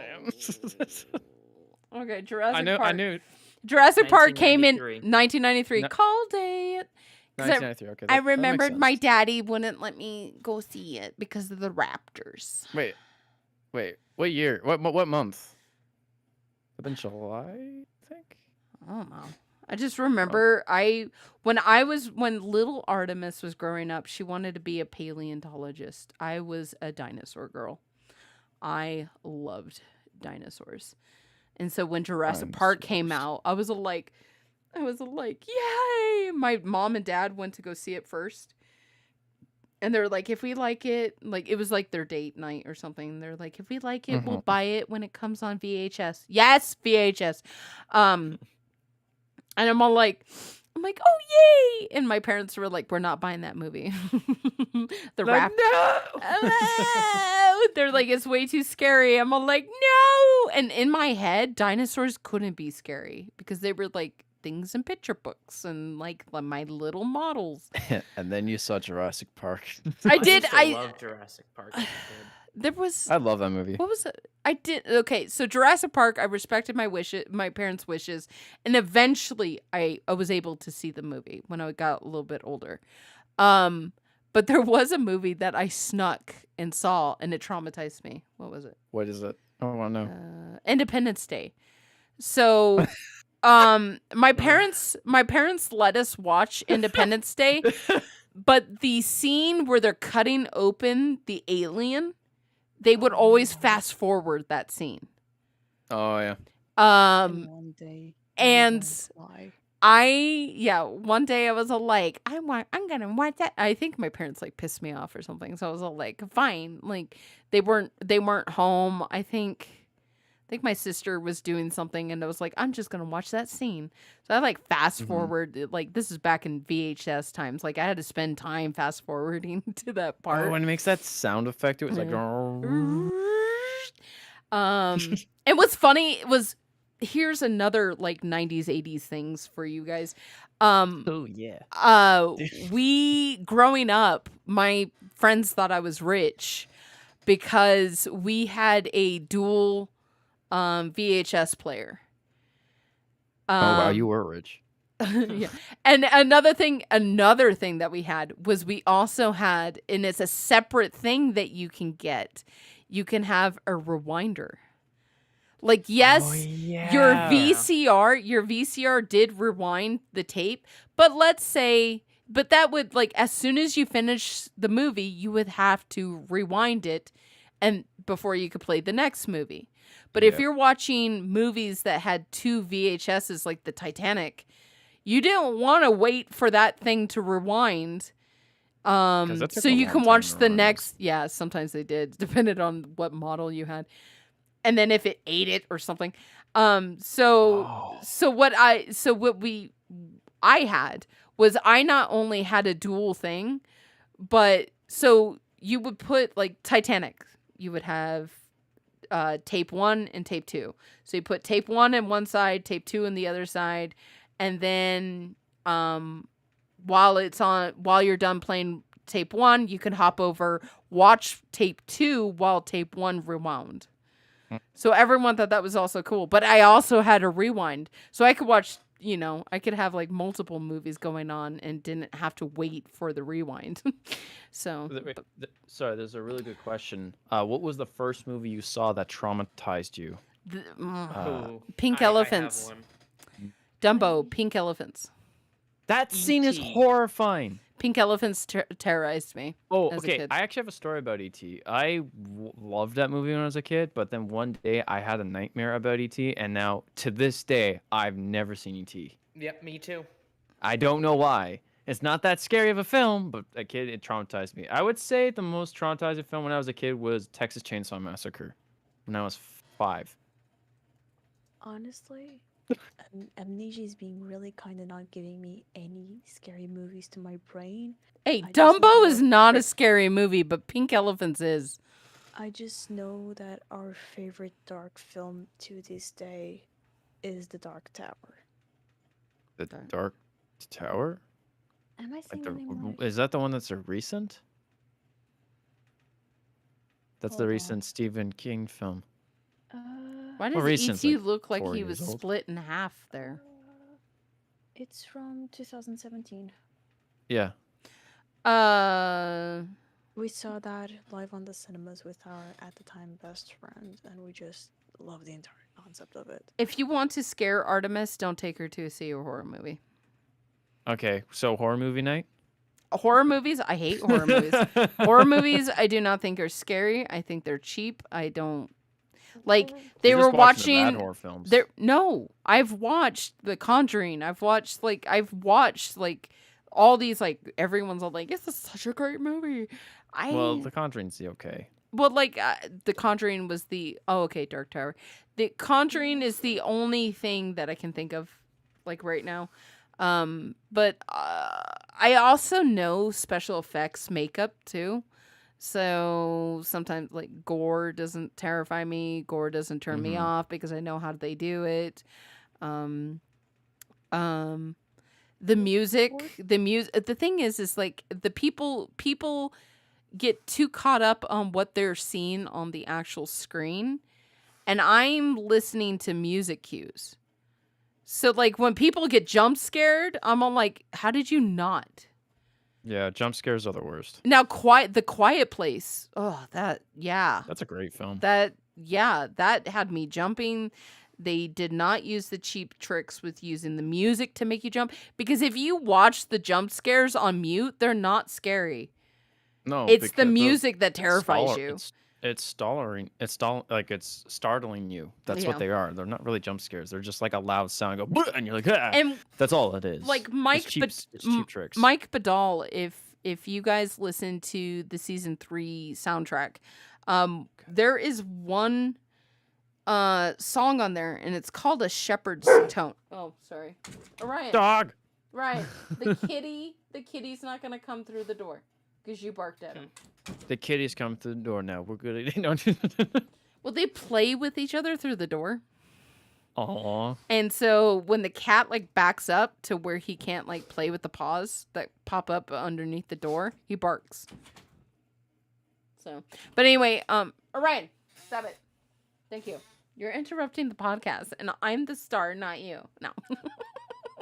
The dog just took over the podcast. So the Shepherd's Tone. I can't listen to this song because I don't particularly like the sound of shepherd's tones, but what it is a tone that sounds like it's increasing in volume when it's not. Is it that's the Trust No One, isn't it? Is it Here, let me pull it up. I have it on my phone. You guys may or may not hear it. Sorry if you can't, but go buy it. Trust No One, that's one of my favorites. Squid is saying how Rings was terrifying because they watched it when they were 6. See, that's Ring. That's another thing. Classic. Did you say Trust No One? Yeah, Trust No One. I love that one. See. Let me listen. Yes. Hear that tone? I love that I don't song. know if you can hear it, but that tone, it sounds like it's increasing in volume. It's not. though. So my phone is actually staying at this level, and you think it's increasing. But the thing is that music is to give you a sense of dread and suspense. Yep. It does work. And that's why, that's probably why horror movies don't really work on me, because I'm just like, great music. Well, that's why I love season 3 soundtrack so much, is because I'm a big horror fan, and this is horror music done correct. The only track I don't like out of this entire thing, I think it's called, I'm trying to remember what it is called. I believe it's called what is it called? It's the one that has the jump scared sound effect in it, and I just don't like that jump scare sound effect that they used. I don't know. I think there's... I forget what it's called. See, the thing is like when I listen to the soundtrack, I'm listening to it. It's Alive. That's what it's called. I'm listening to it, like as a whole. And I'm not looking at the titles, so I'm very bad at titles. I'll get there, like when I start trying to figure out if I want to do an orchestrated piece. Which, by the way, what song would you guys want to see in orchestra form? How about Spire? No. No. I am so sick of that song. That's why I said it as a joke. By the way, he's laughing because we just had our meeting, and a lot of season 4 for the podcast things were revealed. And with that, I did something with the song called The Spire. And I've been working on it. I have been working on this song before that episode even came out, and before the soundtrack came out. I've had this song and have been working on this thing for about a good 3 weeks now. I'm sick. Like, once I when we saw The Spire and I heard the song, I was like, oh my God. Yeah. But yeah, I listened to it. It's good. It's a good track, but it is not my favorite. Let's see. I have to like keep talking while you guys, so you guys can hear it. There's but also We Must Keep Going, which is this fantastic. There's is- also this- Hello Woods. This is the song called The Spire. I like the ticking noise that you get. But I have to. Oh. That is one thing Michael did this season that I absolutely love, is he played with sound effects that correlate with the title. And he And has that's what I loved. he has violins and cellos and Yep. Like, for um, example, Follow the Path, you hear footsteps. Garrett, I kid you not, the episode when they were all like locked inside the studio and the hand was coming through the wall, I kid you not, our ears kept like when through the first watch through we didn't even focus on the music. On the second one, we started like hearing cues of Project 863 title and nervous violins here. Like we were paying attention to it.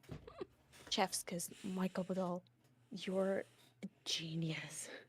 He's good. I He's don't good know. at If, music. I don't know if you Good. guys heard that. I just had this stupid sound clip of Matthias. Which one? This one. It makes me laugh. So if I ever need like something to make my day, this makes me laugh. You guys suck in general. Can you hear it? Yeah, I heard it. It's just him saying, you guys suck in general. But when I first heard that, I thought he was like talking about like general chat, like on the official Discord. So Oh I my thought he was saying like the people in general suck. And I was like, wait, what? And that's why I saved it.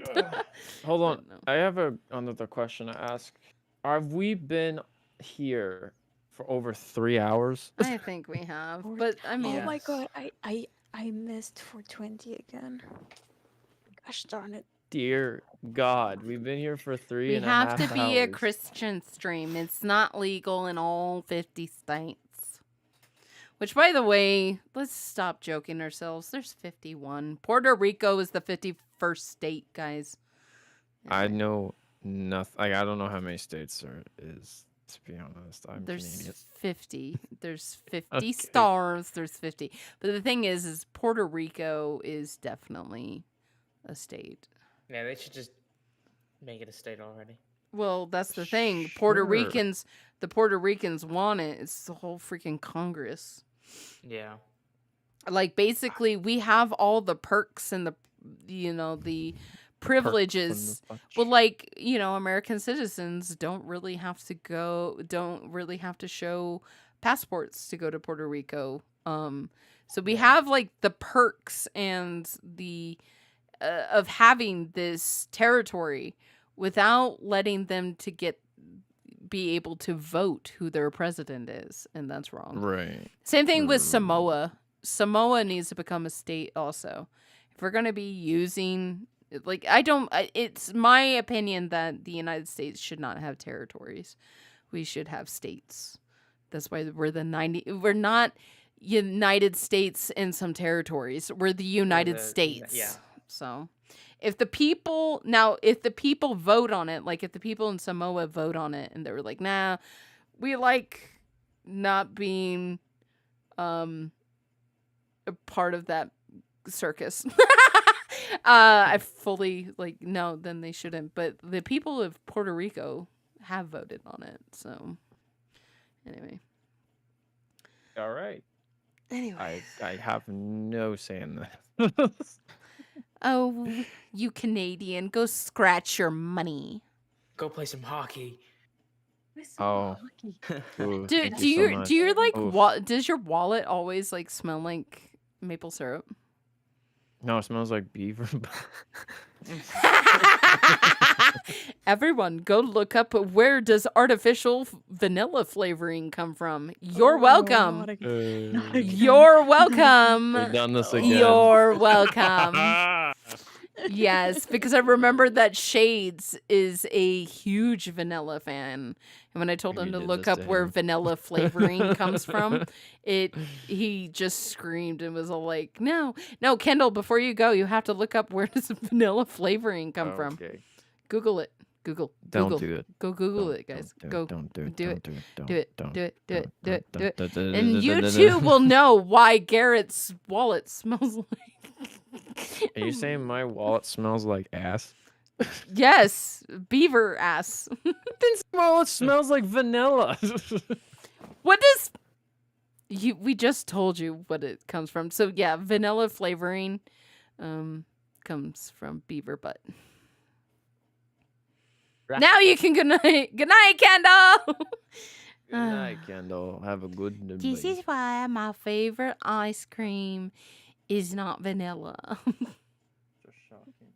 I never thought they were Peppermint with You chocolate never thought chips. Canadians were into baseball? No, it's an American sport. Artemis. American sport. It's an American sport played by the ours. Japanese. Artemis, you just Universal. you just reminded Veronica that there's a liter of choco peppermint ice cream in the freezer.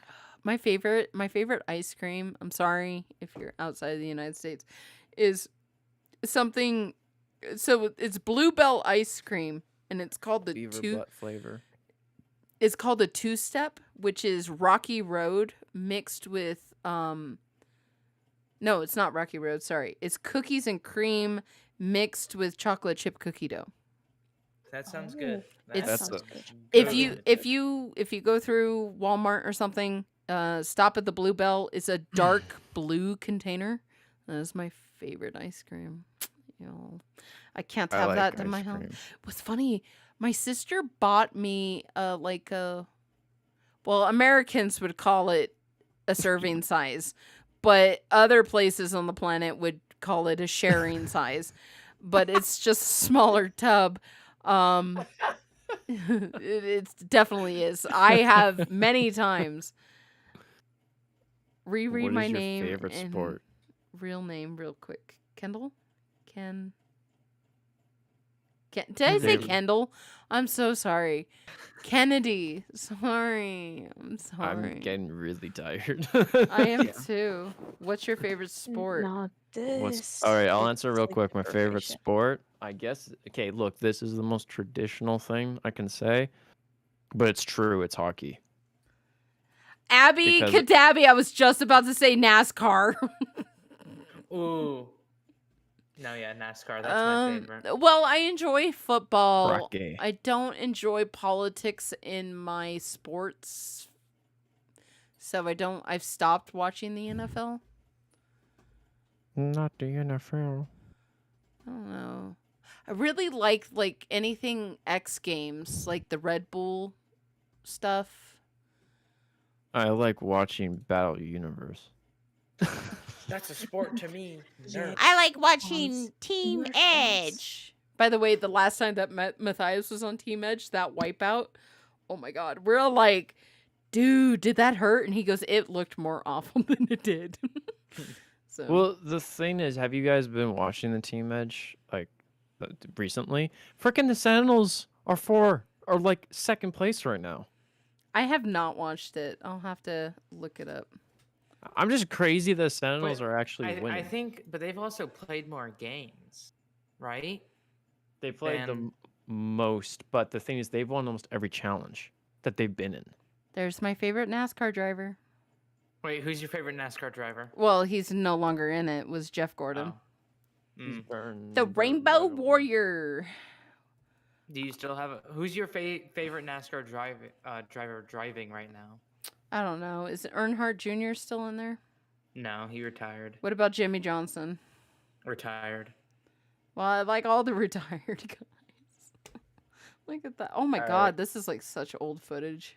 Guys, I'm probably gonna head to hay. We I'm are starting to- we're gonna I'm end losing it. it. We are gonna end it. Weakling. We've been Um, here for 3.5 hours.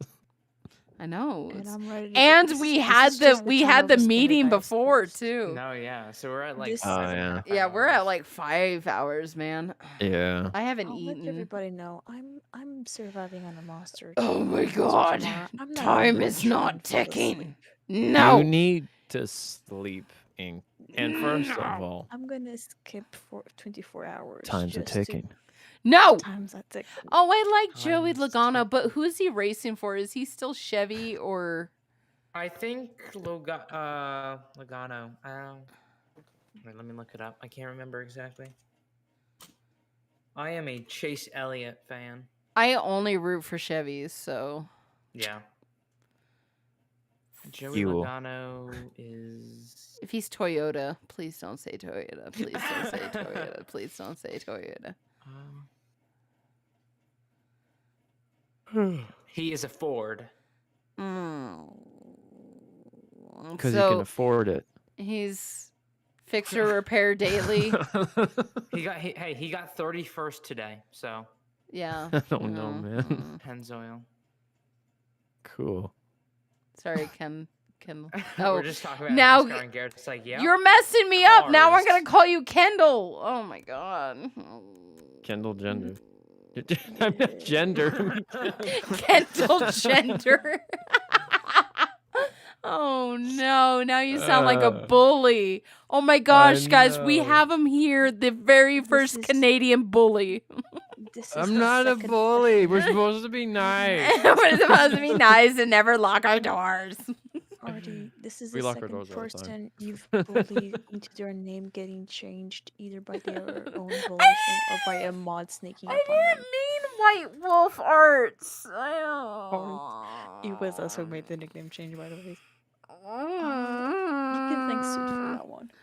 All right.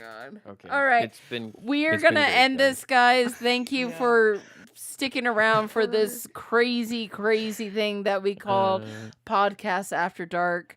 Thank you for everyone on YouTube. Thank you for all the members who have joined during this season.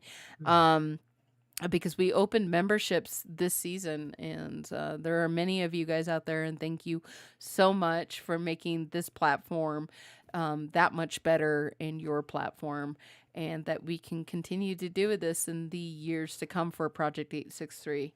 Also, thank you for everyone who is listening. I know that not everyone can become a member. I know that times are tough right now, coming out of this pandemic, and that's one of the things that 863 has also brought us closer. We went through a pandemic with it, and but thank you everyone who is listening, who has been interacting, who's been liking our live streams, who's been sharing. Like I've popped over to the official. By the way, if you did not know, Matthias has opened a free tier on the official. The link's in the description. But I've popped over there a couple of times, and there are a lot of you guys out there that are like, oh yeah, the podcast, and sharing the word about this Subject 4 podcast. And thank you. Thank you for getting us out there. Thank you for recruiting Subject 4, because the more Subject 4 members that we have, the better that we get at this podcast, and better helps Matthias and Shenelle, who do listen to the podcast and the other platforms out there. It kind of helps them, because then they get to hear exactly from you guys how you felt, and we give direct feedback. And thank you. Thank you guys for that, and thank you for all the wonderful theories that we've created. Season 4 was wild. It was a good season. It was a very good season, and I don't think any spellbound people are crazy enough to listen to After Darks and listen to it for 3 hours. But if you are listening, spellbound, thank you. Why? Yeah. Well, thank you. Without you guys and your hard work and your dedication, there would be no this. You guys are the first ones basically building this bridge between creator and audience and introducing a family amongst us. You're one of the first and only creators that I know of who actually is involved in the trenches with us, building this really great thing that we have.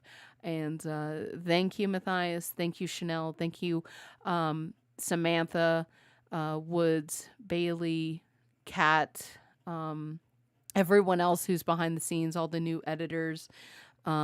Thank you guys for making this product. And we look forward to season 4 and get ready for some changes in the podcast. Oh my gosh, this is so bittersweet. It's like this is the last time you're going to see us looking like this. And we'll see you guys next week. We will probably see you guys on Tuesday. Look for an upload, not this coming Tuesday, but next Tuesday. If you are part of the Discord, we are going to keep events going on.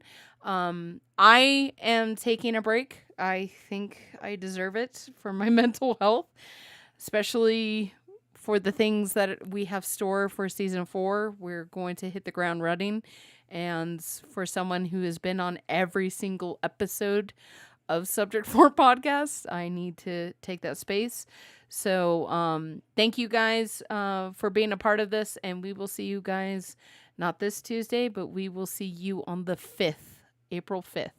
First upload is going to be April 4th. So if you are looking at your calendars, you're now noticing that there is a schedule change to that. So congrats, we can read calendars. But a lot of people haven't noticed that. They're like, oh, okay, April 4th.